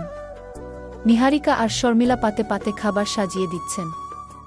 হালকা গল্পগুজবের মাঝে চলছে খাওয়া। নীরবের সম্পূর্ণ মনোযোগ খাওয়াতে। মাহবুব সাহেব হঠাৎ প্রসঙ্গ তুললেন, শফিক ভাই, প্রত্যাশা মা তো আমাদের পরিবারের সঙ্গে অনেকটা মিশেই গেছে। মনে হয় না এখন বাড়ি ছেড়ে থাকতে কোনো সমস্যা হবে। ভাবছি খুব দেরি না করে তাড়াতাড়ি আনুষ্ঠানিকতা করব। বাড়ির বুকে বাড়িতে আনবছি। শফিক সাহেব শান্ত গলায় বললেন, আপনার কথায় দ্বিমত নেই ভাই, তবে শুধু পরীক্ষার জন্য চাইছি একটুখানি স্থির সময় পাক। একটা দিন সময় চেয়ে নিলাম, তারপর সব আনুষ্ঠানিকতা হবে ইনশাআল্লাহ। কি মাহবুব সাহেব বললেন, ঠিক আছে ভাইজান। ও নিহারিকা বললেন, বিয়ে তো হয়ে গিয়েছে, আবার কিসের আনুষ্ঠানিকতার জন্য অপেক্ষা? বাড়ির বউ হিসেবে এভাবে আসছে আবে। পরীক্ষাটা শেষ হলেই একেবারে আসবে। ব্যাস। প্রত্যাশা ভাতের লোকমা মুখে তুলতে তুলতে নীরবের দিকে তাকাল। নীরবকে নির্লিপ্ত দেখে মস্তিষ্কে চঞ্চলতা ভর করল। নীরবের মনোযোগ দিয়ে খাওয়াতে একটু ডিস্টার্ব করতে মনটা আকুপাকু করছে। মুখের উপর থাকা একগাছি চুল বাম হাতের তর্জনীতে পেঁচাতে পেঁচাতে একটা পা একটু বাড়ায়। উদ্দেশ্য নিঃশব্দে সন্তর্পণে নীরবের পায়ে সুটসুড়ি দিবে। পাটা গিয়ে একটু ছোঁয়া লাগতে না লাগতেই অমনি সাথে সাথেই পা টেনে নিয়ে ছট করে চেয়ার ছেড়ে উঠে দাঁড়ায় নিভান। প্রত্যাশা মিটমিটে হাসি নিয়ে তখনও নীরবের দিকে চেয়ে। নিভানকে এভাবে খাওয়া বাদ রেখে দাঁড়াতে দেখে নিহারিকা জিজ্ঞেস করলেন, নিভান কি হয়েছে? খাওয়া বাদ দিয়ে হঠাৎ উঠলি যে কি? নিভান উবু হয়ে টেবিলের তলায় উকি দিল। নীলা প্রশ্ন করল, তোমার আবার কি হলো? খাওয়া ফেলে টেবিলের তলায় উকিঝুঁকি দিয়ে কি খুঁজছ? প্রত্যাশা জিভ কাটলে, রে মিস্টেক। নিভান সামনে তাকাতেই দেখে প্রত্যাশা মুখে একটা সরল হাসি নিয়ে চেয়ে। নিভান অনুমান করে নেয় বসে এক গাল ভাত মুখে পুরে হালকা গলা নামিয়ে বলল, না মানে দেখছিলাম টেবিলের তলা ছুঁয়াছুঁই খেলছে কারা? নীলা নির্বোধের মতন জিজ্ঞেস করল, মানে? কিছু না, বিড়ালের মতো লাগল ও প্রত্যাশার চোর চোর ভাবসাব দেখে নীরব বুঝে নেয় এসব উল্টাপাল্টা দুষ্টামি প্রত্যাশা ছাড়া কারো নয়। ঘড়ির কাঁটা রাত ৮টার ঘর ছুঁয়েছে। প্রত্যাশা চোখ দুটো কাজল টেনে পরপর ঠোঁটে লাল রঙের লিপস্টিক দিচ্ছিল। এমন সময় পায়ের শব্দ শুনে তাকাতেই গায়ে সাদা টি শার্ট, ছাইরঙা ট্রাউজার, চুলগুলো একটু ভেজা ভেজা। নীরবকে রুমে ঢুকতে দেখল। লাঞ্চের পর অফিস থেকে খানিকক্ষণ আগেই ফিরে শাওয়ার নিয়ে ড্রয়িং রুমে ছিল নীরব। একটু পর কেক কাটা হবে। প্রত্যাশা রুমে সাজুগুজু করছিল। প্রত্যাশার গায়ে গাঢ় নেভি ব্লু এর উপরে সাদা জিগজ্যাগ প্যাটার্নের সফর জর্জেট শাড়ি, চুলগুলো ছেড়ে দেওয়া। প্রত্যাশার আপাদমস্তক পর্ক করে নীরব হাতের ফোনটা ওয়ার্ড্রোবের উপর নামাল। পিছু ঘুরতেই দেখল দুই হাত বুকে গুজে মুখটা গম্ভীর করে প্রত্যাশার সামনে দাঁড়িয়ে। নীরব পাশ কেটে যেতে নিলে প্রত্যাশা পথ আটকিয়ে প্রশ্ন করল, কি সমস্যা আপনার? নীরব ভ্রু কুঁচকে প্রত্যাশার রাগি রাগি মুখের দিকে তাকিয়ে নিরুত্তাপ থাকল। প্রত্যাশা উত্তর না পেয়ে ফের প্রশ্ন করল, এভাবে এড়িয়ে যাচ্ছেন কেন? কথা বলছেন না যে? কার সাথে? নীরবের হেয়ালিপূর্ণ প্রশ্নে প্রত্যাশা নাক ফুলিয়ে পাড়ার ভাবিদের সাথে কথা না বলার কথা বলছি মনে মনে বলে। মুখে বলল, আপনার বউয়ের সাথে গি। বুকি মনে করে আমি তার বর? প্রত্যাশার চোখ বড়বড় হয়ে যায়।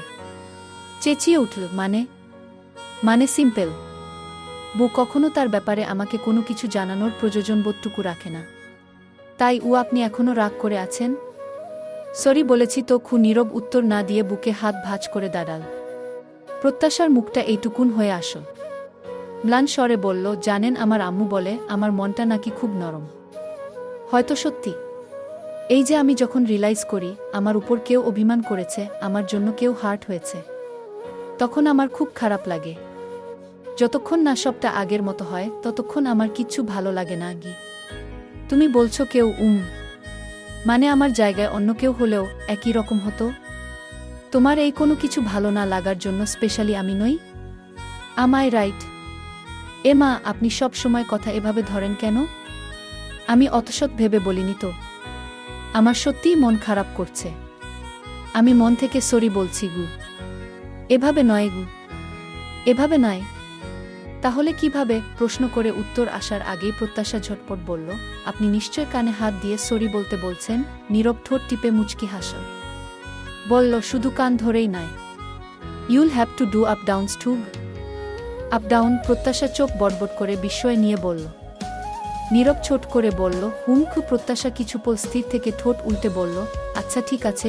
প্রত্যাশা দুই হাত কানে ধরে ওকে বলে, তারপর চোখের পাতা নামিয়ে নিচু হবে। সেই মুহূর্তে নীরব এগিয়ে পেছন হতে প্রত্যাশার কোমর দুই হাতে জড়িয়ে ধরে।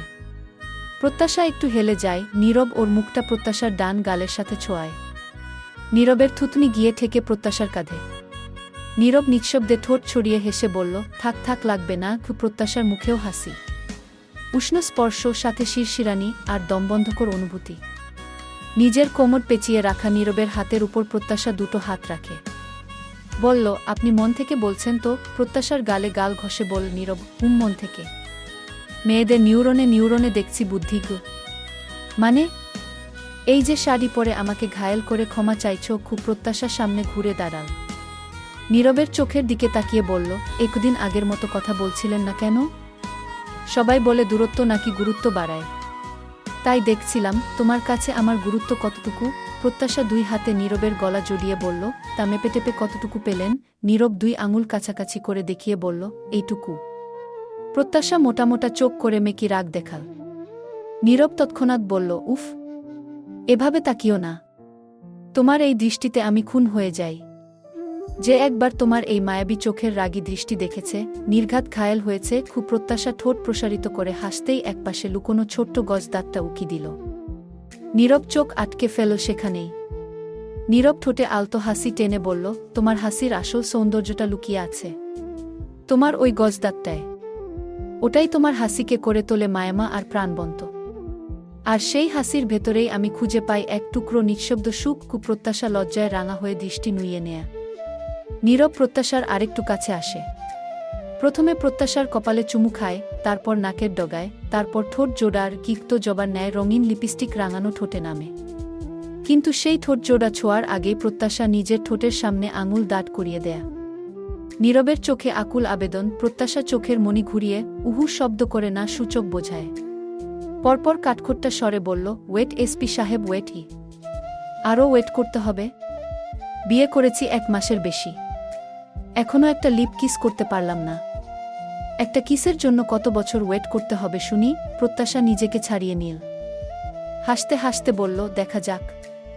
চলুন, সবাই অপেক্ষা করছে হয়তো। এই বলে প্রত্যাশা এগিয়ে যাবে। তার আগেই নীরব থামিয়ে দিল। ওয়ার্ড্রোবের উপর থেকে একটা বক্স নিয়ে বলল, এটা তোমার জন্য ছোট্ট উপহার। প্রত্যাশা বিনিমা স্মিত হাসল। নীরব চুপচাপ চেইনটা হাতে নিয়ে প্রত্যাশার পিঠের চুলগুলো আলতো করে সরিয়ে দিল। ছোঁয়াটুকুতে প্রত্যাশার শরীর মৃদু কেঁপে উঠল। চোখ বন্ধ করে নিঃশ্বাস আটকে রাখল। গলায় চেইন পরাতে পরাতে নীরবের আঙুল ছুঁয়ে গেল প্রত্যাশার নরম ত্বক। এক চিলতে ঠান্ডা স্পর্শে শিরশির করে উঠল প্রত্যাশা, কাঁধটা একটু কুঁচকে গেল। চেইনের ক্লিপটা আটকে প্রত্যাশাকে নিজের দিকে ঘুরিয়ে নিল নীরব। অস্ফুট স্বরে বলল, মাশাআল্লাহ। প্রত্যাশার গাল লজ্জায় লাল হল। নীরব অন্য ছোট্ট বক্সটা প্রত্যাশার দিকে বাড়িয়ে বলল, এটা আনিশার জন্য। ওর বার্থডেতে আমাদের পক্ষ থেকে গিফট। তুমি আনিশাকে দিয়ে দিও। কিন্তু আমি তো আনিশার জন্য গিফট কিনে এনেছি। ব্যাপার না, ওটাও দিও। এটা তোমার আমাদের পক্ষ থেকে গি।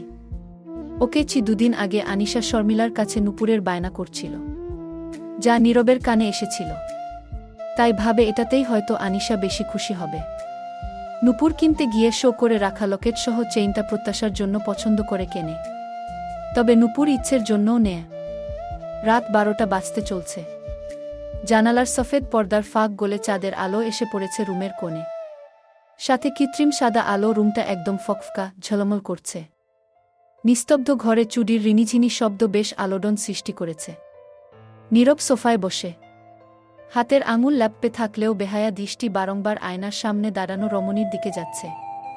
ডিনার পর্ব শেষ হয়েছে অনেকক্ষণ আগেই। সবার সাথে গল্পগুজব করে প্রত্যাশা মাত্র রুমে এসে ফ্রেশ হয়ে হাতের চুড়ি খুলে এক এক করে ড্রেসিং টেবিলের উপর রাখছে। নীরব ল্যাপটপ শাট ডাউন করে পরপর শাটার নামিয়ে দিল। উঠে হাতের ফোনটা নিয়ে বেড টেবিলে নামিয়ে রাখল। প্রত্যাশাকে উদ্দেশ্য করে তারা সুরে বলল, এতক্ষণে ম্যাডামের গল্প শেষ হলো? হুমকে কাঁধে আটকানো পিনটা খুলতে খুলতে প্রত্যাশা জবাব দিল। এমন সময় নীরব ওর হাত আটকে দিল। ঘাড়ে থুতনি রেখে জড়িয়ে ধরল। দুজনের দৃষ্টি আয়নায় এক হল। আয়নায় চোখ রেখেই নীরব বলল, শাড়িতে তোমাকে বেশি সুন্দর লাগে। তাই বলছি, শাড়ি পরেই থাকো। খুব প্রত্যাশার থেকে উত্তর আসার আগেই নীরব তাড়া দিয়ে বলল, চলো ঘুমাব। ঘুম পাচ্ছে। প্রত্যাশা নিজেকে ছাড়িয়ে বিছানায় বসল। বলল, আরে ঘুমান। আমি কি বাধা দিয়েছি নাকি বারণ করেছি? আপনার ঘুমে নীরব ফোঁস করে নিঃশ্বাস ফেল। লাইট নিভিয়ে নীল রঙের ডিম আলো জ্বালিয়ে দিল। প্রত্যাশার পাশে বসতে বসতে বলল, ইনডিরেক্টলি দুটোই করছো। বুঝতে পারছো না? প্রত্যাশা নাকমুখ কুঁচকে চাইল। নীরব ওর দিকে ঝুঁকে আসে। প্রত্যাশা নিচের দিকে ঝুঁকল। এভাবে কয়েক সেকেন্ডের মধ্যেই প্রত্যাশার শরীর বিছানায় ঠেকল। নীরব ওর উপর ঝুঁকে খুব কাছাকাছি। নীরবের নাক ছুঁয়ে গেল প্রত্যাশার নাকে। উষ্ণ নিঃশ্বাসে প্রত্যাশার দম বন্ধ হওয়ার জোগাড়। আবেশে নীরবের চোখ বুজে আসল। প্রত্যাশার দিকে আরেকটু মুখটা নামিয়ে নিল। সেই মুহূর্তে প্রত্যাশা মুখটা বাম পাশে ঘুরিয়ে নেয়া। নীরবের মুখটা ডান পাশে বালিশ ছুঁয়ে গেল। প্রত্যাশা ওদিকে মুখ করে নিঃশব্দে লাজুক হাসল। নীরবও হেসে ফেল। নীরব মৃদুস্বরে বলল, প্রত্যাশা বি ইজি। প্রত্যাশার বুক রীতিমতো উঠানামা করছে। গভীর একটা শ্বাস টেনে নিল। তারপর আচমকা ও আস্তে করে বলে উঠল, আমাদের বিয়েটা হুট করে হয়েছে। আমরা কেউই মানসিকভাবে প্রস্তুত ছিলাম না। একটা কথা আপনাকে জিজ্ঞেস করব করে করার সুযোগ পাইনি। আজ না করে থাকতে পারলাম না বাবার কথা রাখতে। আপনি বোধ হয় বিয়েটা করেছিলেন, তাই না? Who told you that? আমার মনে হয়। নীরব আবারও জিজ্ঞেস করল, একটু গভীর স্বরে, কেন মনে হয়? কারণ আপনি আমার চেয়ে অনেক ভালো কাউকে ডিজার্ভ করেন। এক মুহূর্ত স্তব্ধতা। নীরব এক হাতে প্রত্যাশার চিবুকে আলতো করে আঙুল রাখল। পরপর মুখটা নিজের দিকে ঘুরিয়ে বলল, I don't believe in deserving, I believe in destiny. এক সেকেন্ড থেমে ফের বলল, যা আমার জন্য নির্ধারিত ছিল আমি সেটাই পেয়েছি। আর আমি যেটা পেয়েছি তাকে আমি বেস্ট মনে করি। তুমি আমার ভাগ্যে ছিলে, তার মানে তুমিই আমার শ্রেষ্ঠ পাওয়া। প্রত্যাশার চোখ ছলছল করে উঠল। নীরব ওর কপালে একটা উষ্ণ চুমু আঁকল। বল গভীর স্বরে, প্রত্যাশা তুমি আমার অর্ধাঙ্গিনী, আমি শুধু আর শুধুই তোমাকে ভালোবাসি। দম ফেল। নীরব ফের বলল, তোমাকে ভালোবাসার জন্য আমার কাছে আর কোনো ব্যাখ্যার দরকার নেই। আর রেল সৌন্দর্যের কথা? সৌন্দর্য তো শুধু চাহিদা বাড়ায়। আর মায়া, মায়া থেকে যায় শেষ নিঃশ্বাস অবধি। আমি তোমার মৃগ নয়নের মায়ায়, তোমার গজ দাঁতের হাসির মায়ায়, তোমার কখনো ঝংকার তুলে হাসি বা কখনো রাগি রাগি লুকের মায়ায় নিজেকে জড়িয়ে ফেলেছি। আমার চোখে তুমি সবচেয়ে ভয়ঙ্কর সুন্দরী, যার মাঝে আমি নিজেকে হারিয়ে ফেলেছি কিটলমলে চোখেও। প্রত্যাশার ঠোঁটে প্রশান্তির হাসি ফুটল। নীরব সেই হাসিমাখা মুখের দিকে তাকিয়ে আবেদনের সুরে ফিসফিস করে বলল, can I kiss in you? প্রত্যাশা তৎক্ষণাৎ চোখের পাতা নামিয়ে ফেল। মৌন সম্মতিতে নীরবের আবেগ, ভালোবাসা সমুদ্রের ঢেউয়ের মতো উথাল পাথাল ঝড় তুলল। শুষ্ক ঠোঁটজোড়া রুক্ষ পুরুষালী ঠোঁটে আঁকড়ে ধরল। সময় গড়াল। নীরবের ঠোঁট প্রত্যাশার গলায় নামল। এমন সময় ফোনের রিংটোনটা কর্কশ শব্দে বেজে উঠল। বাজতে থাকল। প্রত্যাশার হাত নীরবের পিঠে টি শার্ট আঁকড়ে ধরা। প্রত্যাশা মৃদুস্বরে বলল, নীরব আপনার ফোন বাজছে। নীরবের কানে মনে হয়নি পৌঁছেছে। প্রত্যাশা ফের বলল, নীরব ফোন বাজছে। প্রত্যাশার শাড়ির আঁচলটা কাঁধ থেকে নামাতে গিয়ে নীরব বিরক্তি শব্দ কেটে বলল, ওহ শিট শিট শিট। ফোনটা সাইলেন্ট বা অফ করে রাখা উচিত ছিল। ফোনটা খুব বিরক্ত করছে। প্রত্যাশা হাসল। ইশারায় ফোন রিসিভ করতে বলল। নীরব হাত বাড়িয়ে ফোনটা হাতে নেয়। ফোনের স্ক্রিনে দৃষ্টি পড়তেই কপালে গাঢ় ভাঁজ পড়ল। নীরব বিটবিট করল, এত রাতে হসপিটাল থেকে ফোন? নীরব ত্রস্ত বসে ফোন রিসিভ করল। ভেসে আসল, মিস্টার নীরব, আপনাকে ইমার্জেন্সি এক্ষুনি হসপিটালে আসতে হবে প্লিজ, কুইক। ঘরটা আধো অন্ধকার। ম্লান আলো ঘুমন্ত নিবিড়ের মুখটা ফ্যাকাশে দেখাচ্ছে। মুখে অক্সিজেন মাস্ক। বেডে নিঃসার পড়ে আছে দেহটা। ইনজেকশনে দেওয়া ঘুম। জীবনের সাথে কৃত্রিম একটা শান্তি। ডক্টর খানের সাথে নীরব কেবিনে। ফোন কলের পর যেরকম ছিল সেরকমই ছুটে আসে।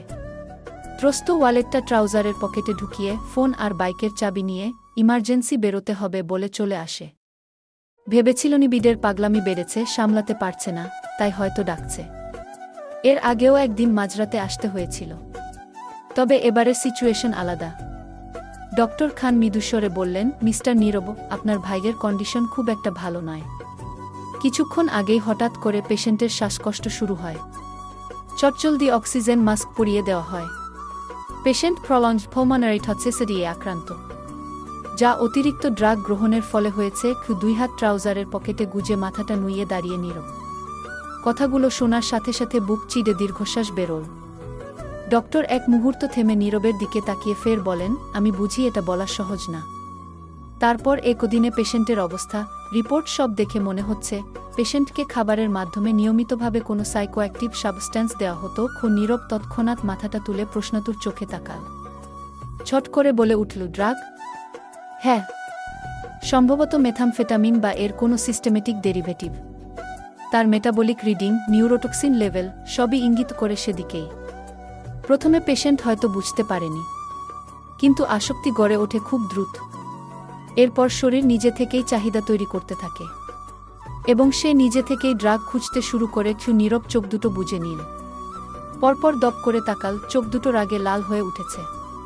চোয়াল শক্ত করে বলল, আমি ওকে ভালো করে চিনি। ও কখনো কখনো এসব কিছু ছুঁয়ে দেখারও মানুষ ছিল না। হঠাৎ ওর পরিবর্তনের খবর শুনে আমার এরকম কিছুই মনে হয়েছিল। ডক্টর নিঃশ্বাস ফেলে বলেন, তাই তো বলছি, এটা pure manipulation, inductive substance driven addiction. আমরা এরকম কেস মাঝে মাঝে দেখি, কিন্তু নিবিড়ের মতো মস্তিষ্কে ড্যামেজ সহ কেস খুব বিরল। সিম্পটমগুলা খুব ক্লাসিক। সাবস্টেন্স ইন্ডুসড সাইকোটিক ডিসঅর্ডারের মধ্যে আছে নিবিড়। নীরবের গলাটা একটু কাপড় বোধ হওয়া, মানে ও আর আগের মতো হবে না। ডক্টর কিছু মুহূর্ত চুপ থাকল। তারপর বলেন পেশেন্টের পার্মানেন্ট নিউরোনাল ড্যামেজ হয়ে গেছে। ব্রেনের কিছু অংশ যেগুলা ইমোশন, ডিসিশন, রিয়ালিটি সেন্স ধরে রাখে সেগুলা আর ঠিকভাবে রেসপন্স করছে না। ওর আগের মতো হওয়ার চান্স। কয়েক সেকেন্ড থমে ক্ষীরে থেকে এক নিঃশ্বাসে বললেন, ওর আগের মতো হওয়ার চান্স প্রায় নেই। নীরবের বুকের ভেতর ধক করে উঠল, চোখের কোণ ভিজে গেল। ডক্টর আশ্বাসের সুরে বললেন, তবে হ্যাঁ, আমরা নিউরোলজিক্যাল স্ট্যাবিলাইজেশন থেরাপি দিয়ে চেষ্টা করছি কিছুটা রিগেইন করানোর। বাকি সবটা উপরওয়ালার ইচ্ছে। কি তথ্য সংগৃহীত। শেষের ইচ্ছের শব্দটা যেন লহমায় বাচ্চা মেয়েটার কথা মনে করিয়ে দিল। পাপা বলতে পাগল মেয়েটা তার পাপাকে কি সত্যিই ফিরে পাবে না? তার পাপার আদর পাবে না? নীরব তো চেয়েছিল তার পাপাকে আগের মতো সুস্থ, আগের মতো তাকে আদরে রাখতে, তার কাছে ফিরিয়ে দিতে। কিন্তু ভাগ্যে না থাকলে কি করার? নীরবের কণ্ঠনালীতে সব কথা আটকে গেছে। ও কিছুই বলতে পারল না। ধীরে ধীরে এগিয়ে যায় ভাইয়ের মাথার কাছে, হাত ছুঁয়ে দেয় কপালে। নিবিড় ঘুমোচ্ছে, মুখে অদ্ভুত এক নিরীহ নিষ্পাপ শিশু সুলভ ভাব। অয়ত্নে মাথার চুল, দাড়ি গোফ বড়বড় হয়ে গিয়েছে, চুলগুলো কেমন জটলা পেকে আছে। নীরবের চোখের পানি গড়িয়ে পড়ল, ভেতরটা নীল বেদনায় মুষড়ে উঠছে। আজ প্রীতির উপর যতটুকু ক্রোধ হচ্ছে ততটা রাগক্ষোভ নিজের বাবা মায়ের উপরও হচ্ছে। ভেতরে একের পর এক প্রশ্ন তৈরি হচ্ছে, যার উত্তর সঠিক মিলাতে পারছে না।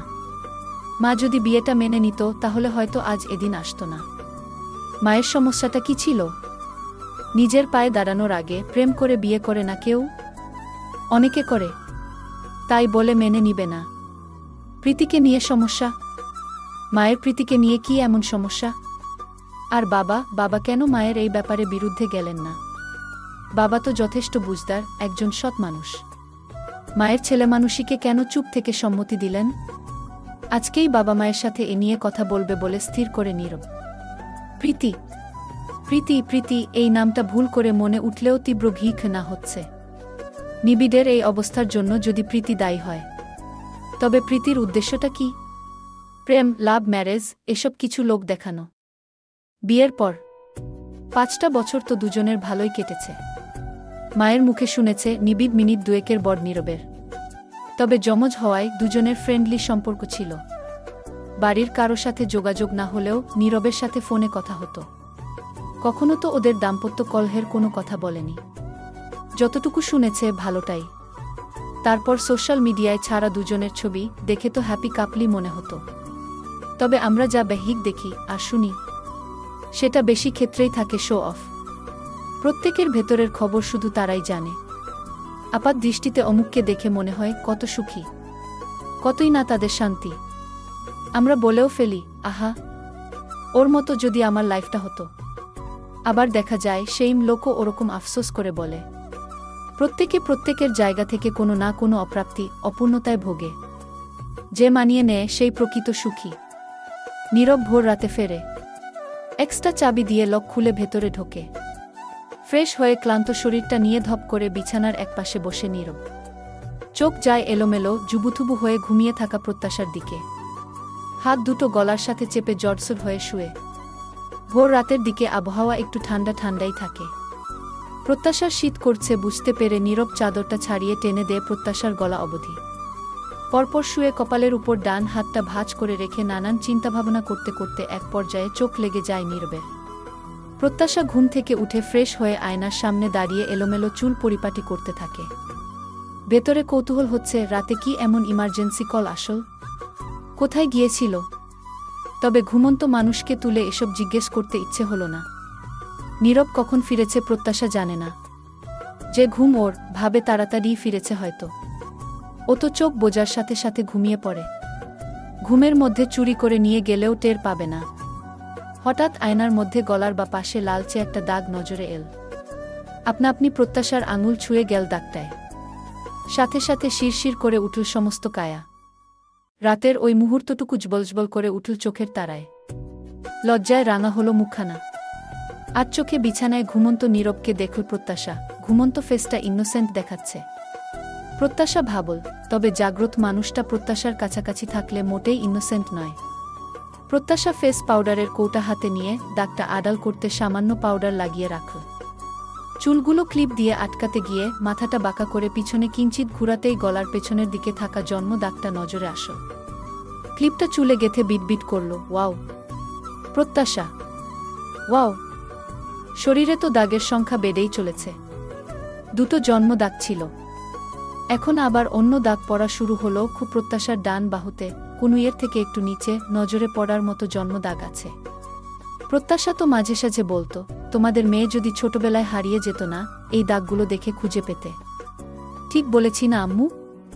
অধরা উত্তর না দিয়ে শুধু চোখ রাঙিয়ে চাইত। শফিক সাহেবের অফিস থাকায় যাওয়ার জন্য তাড়া দিচ্ছেন। প্রত্যাশা বাবার সাথে হালকা কিছু মুখে দেয়। নীরব ঘুম থেকে জাগেনি। প্রত্যাশা ত্রস্ত রেডি হয়ে রুম থেকে বেরোনোর আগে বিছানার দিকে তাকিয়ে মুচকি হেসে মনে মনে বলল, মহাশয় সারারাত চোরের পিছু পিছু দৌড়ে এখন পডেপটে ঘুমুচ্ছেন। আর অন্যরা হয়তো ভেবে বসবে না জানি কত কিছু। বুকে পেয়ে সারারাত নির্ঘুমে কাটিয়ে এখন বেলা করে ঘুমুচ্ছে। নীরবকে জাগালো না প্রত্যাশা। ঘুমিয়ে আছে একদিক দিয়ে ভালোই হয়েছে। নীরবের দিকে তাকালেই কেমন লজ্জা লজ্জা লাগছে। ঠোঁটে গলায় এখনো মনে হচ্ছে স্পর্শটুকু লেগে আছে। সামনাসামনি কথা বলতে অস্বস্তি হবে, এই ভেবে আর ডাকল না। আর পুলিশ মানুষ, সিভিলে, তারপর ছদ্মবেশে যে কোনো সময় বাইরে যেয়েই থাকে, দরকারি কেসের প্রমাণ জোগাড় করতে। তাই প্রত্যাশা আর অতসৎ মাথা ঘামাল না। অফিসিয়াল কাজে গিয়েছিল ভেবে নেয়। তোদের দুজনের কি হয়েছে? এক হাতে ফোন, আরেক হাতে কফির মগ। চুমুক দিতে গিয়ে মায়ের কথায় এক মুহূর্ত থেমে যায় প্রীতি। উত্তর না দিয়ে ধীরে সুস্থে কফিতে চুমুক দেয়া। তানিয়া আবারও জিজ্ঞেস করলেন, প্রীতি, আমি আজ কদিন লক্ষ্য করছি তোরা দুই ভাই বোন কথা বলছিস না। কি হয়েছে কি তোদের আবার? নিজেদের মধ্যে শুধু শুধু কি নিয়ে ঝামেলা বাঁধালি? আমি কোনো ঝামেলা বাঁধাইনি, তাই প্রশ্নটা আমাকে না করে তোমার ছেলেকে করো। তানিয়া দীর্ঘশ্বাস ফেললেন। এমন সময় কাকনের মতো ঝনঝন শব্দ হল। ইচ্ছে ছুটে এলো নুপুরের টুংটাং শব্দ নিয়ে। ছোট ছোট পায়ে ছুটে এসে আনন্দে লাফিয়ে বলল, মাম্মা! মাম্মা কেমন লাগছে? প্রীতি পরনে স্কুল ড্রেস, চুলগুলো ছোট্ট রাবার ব্যান্ড দিয়ে বাঁধা, পায়ে নতুন নুপুর জোড়া, যার রিনরিনের শব্দ খুশির ঘণ্টাধ্বনি হয়ে বাজছিল। পা দুটো সামনে বার করে ইচ্ছে দুলতে দুলতে দাঁড়ায়। প্রীতি না তাকিয়েই বলল, হুম, ভালো লাগছে। কুইচ্ছে তানিয়াকেও জিজ্ঞেস করে। তারপর আচমকা ইচ্ছে বলে উঠল, জানো নানু, পাপা বলেছে আমাকে পাপার বাসায় নিয়ে যাবে।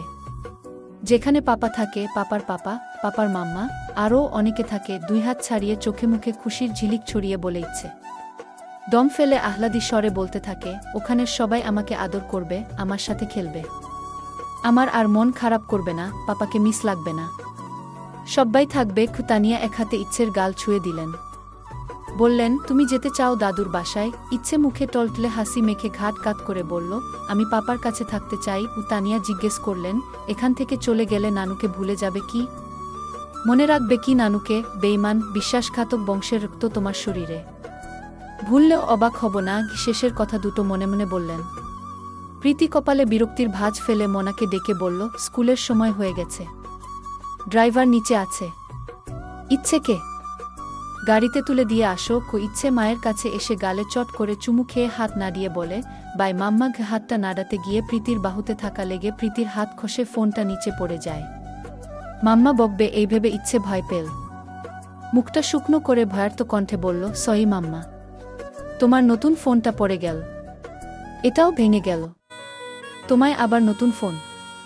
প্রীতি কথার মাঝেই বলল, ঠিক আছে, তুমি স্কুলে যাও। কি মাম্মা বকেনি জন্য ইচ্ছের আনন্দ হল। প্রীতি ফোনটা ফ্লোর থেকে তুল। গ্লাস ফাটার আশঙ্কা করেছিল, তবে দেখো ফাটেনি। কিছুক্ষণ পর প্রীতি অফিস যাওয়ার জন্য বেরোবে। হঠাৎ নীরবকে দেখে থমকে গেল। এই সময় নীরবের উপস্থিতিতে অবাক হল। ড্রয়িং রুমে নীরব মুখোমুখি দাঁড়িয়ে। বিস্মিত প্রীতি জিজ্ঞেস করল, এই সময় হঠাৎ? না কোনো ফোন, না কোনো বার্তা। কি ব্যাপার? ভেতরের ক্রোধ কন্ট্রোল করার চেষ্টা করে তপ্ত নিঃশ্বাস ফেল নীরব।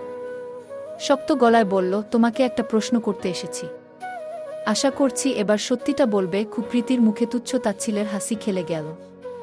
সেই হাসিতে নীরবের গায়ে কাটা দিল। ওর আঙুল মুষ্টিবদ্ধ হয়ে উঠল রাগে। প্রীতি কণ্ঠে ব্যঙ্গ মিশিয়ে বলল, দাঁড়িয়ে আছো কেন? বসো না। চা নাকি কফি? কিছু খেতে খেতে শুনি তোমার অভিযোগপত্র। নীরব ঠান্ডা স্বরে বলল, আমি তোমার সাথে গল্প করতে আসিনি গি। সেটা আমি জানি। তাহলে তোমার কথা তাড়াতাড়ি বলো। অহেতুক সময় নষ্ট করছো। নীরব সরাসরি বলল, নিবিড় নিজের ইচ্ছায় ড্রাগে আসক্ত হয়নি। ওকে আসক্ত করা হয়েছে ওর খাবারের ভেতর দিয়ে। তুমি কেন এসব করলে? তোমার উদ্দেশ্য কি? নীরবের কপালের রগ ফেপে উঠেছে। ফর্সা মুখ রাগে লাল, চোখ দুটো আগুন ছড়াচ্ছে। প্রীতি হেসে উঠল। মনে হলো শুনেছে কোনো রসিকতা। গা দুলিয়ে হেসে বলল, ওয়াও, নাইস জোকস। সাট আপ। নীরবের বজ্র গলার ধমক ঘরের প্রতিটি কোণে প্রতিধ্বনিত হল। মুহূর্তেই স্তব্ধতা। প্রীতির মুখে রাগ। চোয়াল শক্ত করে বলল, আমার উপর এইভাবে অভিযোগ তুলবে না নীরব। এতদিন ইনডিরেক্ট বলেছ, সহ্য করেছি, কিন্তু এবার সীমা ছাড়িয়ে যাচ্ছ। আমি কেন এসব করব সেটা তুমিই জানো ভালো করে। উত্তর তোমার কাছেই আছে গি। তুমি তো আইনের লোক, তাই না? প্রমাণ ছাড়া একজনকে দোষারোপ করো কিভাবে? শুধু সন্দেহ করলেই কেউ অপরাধী হয় না। এটা কেমন বিচার? নিবিড় তোমার কাছেই ছিল, বাইরের কেউ এভাবে কিছু করতে পারত না। প্রীতি দীর্ঘ নিঃশ্বাস ফেলে বলল, আমরা যখন চট্টগ্রামে ছিলাম তখন ওর অফিসের এক সহকর্মীর সঙ্গে নিবিড়ের ভালো সম্পর্ক গড়ে ওঠে। শোনা যায় সেই লোক গোপনে ড্রাগ ব্যবসায় জড়িত ছিল। ধীরে ধীরে নিবিড় নিজেই তার সঙ্গে জড়িয়ে পড়ে। তারপর ও নীরব ধমক দিয়ে উঠল, মিথ্যে বানানো কথা বন্ধ করো। প্রীতি জোরে চেঁচিয়ে উঠল, প্রমাণ ছাড়া গলার জোরে আমাকে অপরাধী বানানোর চেষ্টা করো না। তন্মধ্যে সিডি বেয়ে নেমে এল সার্থক। শার্টের হাতা ফোল্ড করতে করতে বলল, বাহ, ওয়েল ওয়েল। এসপি সাহেব, তুমি বোধহয় ভুলে গিয়েছ এটা একজন ভদ্রলোকের বাসা। নীরব কপালে আঙুল ডলে রাগ সংবরণ করতে থাকে। সার্থক এগিয়ে এসে শক্ত গলায় বলল, এটা একজন ভদ্রলোকের বাড়ি। এটা তোমার পুলিশ স্টেশন না। কার সাথে কিভাবে কথা বলতে হয় এতটুকু ম্যানার্স নেই দেখছি তোমার মধ্যে। আমার বাড়িতে দাঁড়িয়েই আমার বোনের সাথে মিসবিহেভ করছো, ক্লেইম করছো। জানো এই জন্য আমি তোমার নামে মামলা করতে পারি। নীরব হেসে ফেল বলল, আমাকে মামলা দিয়ে ভয় দেখাচ্ছ? সার্থক শান্ত গলায় প্রশ্ন ছুড়ল, কেন? পুলিশের বিরুদ্ধে কি মামলা হয় না? হয়নি কখনো? নিশ্চয় হয়, আমিও জানি। কিন্তু মনে রেখো, যেদিন আমি কাউকে কাঠগড়ায় দাঁড় করাব সেদিন তার পায়ের নিচে মাটি থাকবে না। কারণ সেদিন শুধু সন্দেহ করেই না, সাথে থাকবে প্রমাণ। এক মুহূর্ত থেমে প্রীতির দিকে তাকিয়ে বলল, সময় নিচ্ছি কারণ নিয়ম আছে কি। এই বলে আর একটাও বাড়তি কথা না বলে নীরব চলে যায়। কাজের মেয়েটা কিচেন থেকে উকি দিয়ে দেখছিল। বিটবিট করে, ভাবাগো বাবা, দুই ভাই বোনির সে কি মিল। আবার এই তো দুদিন আগে, কি নিয়া সে কি রাগারাগি, কথা কওন বাদ, এক টেবিলে খাওন বাদ। এখন সেই বোনের পক্ষ নিয়ে স্যার কথা কইতাছে। বড়লোকেরা পারেও বাপু নাটক করবার। বিনে পয়সায় নাটক দেহি খালি পৌর পার্কের সবুজ ঘাসের উপর প্রত্যাশা আর হ্যাপি বসে। প্রত্যাশা কোলের উপর থাকা ব্যাগের উপর খাতা রেখে হ্যাপির খাতা থেকে ম্যাথ তুলছে। গতকাল ও বাড়ি থাকায় ম্যাথ প্রাইভেট মিস যায়। বিকেলে ফিজিক্স পড়তে এসে হাতে সময় থাকায় পার্কে বসে অঙ্ক তুলছে। আশেপাশে বাচ্চারা খেলাধুলা করছে, কেউ দোল খাচ্ছে, বড়রা কেউ বসে গল্প করছে, হাঁটছে, দৌড়াচ্ছে। হঠাৎ গা ঘেঁষে বাচ্চা মেয়ে দৌড়ে গেল। ঝুমঝুম করে শব্দ হলো। প্রত্যাশা লেখা বাদ দিয়ে তাকাল। মেয়েটা গোল গোল ঘুরছে, কোলের সাথে একটা টেডি ধরে। মেয়েটাকে দেখেই প্রত্যাশার মুখে হাসি ফুটল। ত্রস্ত কলম খাতা হ্যাপির কোলের উপর দিয়ে বলল, আমার হাত লেগে গিয়েছে রে, তুই একটু তুলে দে না। যে হ্যাপি না না করেও লাভ হলো না। হ্যাপির ঘাড়ে দিয়ে প্রত্যাশা বাচ্চা মেয়েটাকে ডাকল, হে ইউ, হেও কিউটি পাই, তোমাকে তোমাকে বলছি, এদিকে আসো। ইচ্ছে গোল গোল চোখ করে তাকিয়ে থাকে। কিছুপল পর গম্ভীর মুখে আসো। ইচ্ছের গাল ছুঁয়ে বলল, আমাকে চিনতে পেরেছ? দুদিকে মাথা নাড়িয়ে না বোঝায়। প্রত্যাশা বলতে থাকল, কিছুদিন আগেই তো এই পার্কে দেখা হয়েছিল। ইচ্ছের মনে পড়ল না। এছাড়া ছবিতে একবার দেখেছে। ছোট মানুষ, ছবির দেখায় মানুষকে সঠিক চিনতে পারে নাকি? প্রত্যাশা মন খারাপ করার অভিনয় করল, এই রে, তুমি চিনতে পারছো না? আমার তো দুঃখ লাগছে। সেদিন তোমার সাথে খেললাম। খেলার কথা বলতেই ইচ্ছে বিজ্ঞের মতন বলল, ও তোমার নামটা যেন কি? আমার নামের মতোই ছিল তোমার নামটা। কি যেন চাওয়া পাওয়া গে। চাওয়া পাওয়া নয়, ইচ্ছে। আমি ইচ্ছে কি মুখটা গম্ভীর করে শুধরে দেয় ইচ্ছে। প্রত্যাশা হেসে ফেল। হ্যাপি অঙ্ক তুলছে আর কটমট চোখে চাইছে এত জ্বালা আমার। ওদিকে উনি হাত পা ছাড়িয়ে একটা বাচ্চার সাথে খেজুরে আলাপ জুড়ে দিয়েছে। প্রত্যাশা সেদিনের ন্যায় মিশে যায় ইচ্ছের সাথে। মনা পিছে দাঁড়িয়ে প্রত্যাশার পাশে বসে ইচ্ছে কুটুস কুটুস করে গল্প করছে। প্রত্যাশা ব্যাগ খুঁজে লিচি ক্যান্ডি বের করে ছিঁড়ে দিল। গল্প করার মাঝে ইচ্ছের পাশে রাখা টেডির বটবট কান নেড়ে প্রত্যাশা বলল, তোমার টেডিটা সো কিউটি। হুম, মামা দিয়েছে গু। ওহ, এটা মামা গিফট করেছে। আমি ভেবেছিলাম তোমার পাপা গু। পাপা খেলনা দেয় অনেক। তারপর আচমকা পাটা দেখিয়ে বলল, এই পাপা দিয়েছে। সুন্দর? হুম, খুব সুন্দর। নুপুর জোড়া দেখতে দেখতে মনে হলো ইয়া আল্লাহ, সেই মেয়ে ডিজাইনের নুপুর তো নির্ব এনেছে আনিশার জন্য। মনা তারা দেয়। ইচ্ছে বাই বলে চলে যায়। কিছুক্ষণ পর প্রত্যাশারাও উঠে দাঁড়িয়ে পিছনে ঘুরতে নিয়ে হ্যাপি চেঁচিয়ে উঠল, এই রে, মেয়েটা তো ওর টেডি ফেলে গিয়েছে। খুব। প্রত্যাশা হাতে তুল। হুম, তাই তো দেখছি। কি করব এবার? কি করবি আবার? রেখে দে। পরের প্রাইভেটের দিন এসে মেয়েটাকে খুঁজে ফেরত দিবি গ। টেডিটা মেয়েটার খুব প্রিয়। প্রিয় জিনিস না পেলে মন খারাপ করবে গ। তা ঠিক, কিন্তু ফেরত দিবি কিভাবে? প্রত্যাশা কয়েক সেকেন্ড ভেবে বলল, মেয়েটার সাথে থাকা মনা নাকি ফোনা কথা বলার সময় কি বলল শুনলি না? গলির মোড়ে খান ম্যানশন নাকি ওদের। চল ফট করে দিয়ে আসি। ওদিক দিয়েই স্যারের বাসায় যাব। হ্যাপি ঠোঁট উল্টে বলল, চল, তোর তো আবার দয়ার শরীর। দেখিস উপকার করতে গিয়ে আবার বাস না খেতে হয়। প্রত্যাশা মোটামোটা চোখে তাকাল। এখানে বাস খাওয়ার প্রশ্নই আসে না, বরং একটা বাচ্চা মেয়ে খুশি হবে। আমার তো ছোটখাটো কিছু হারিয়ে গেলেও না পাওয়া অবধি কিছুই ভালো লাগে না আগে। দেরি হলে স্যার বকবে, সেটাও তো এক প্রকার বাস। দুজনে পার্কের গেট দিয়ে বেরোচ্ছিল।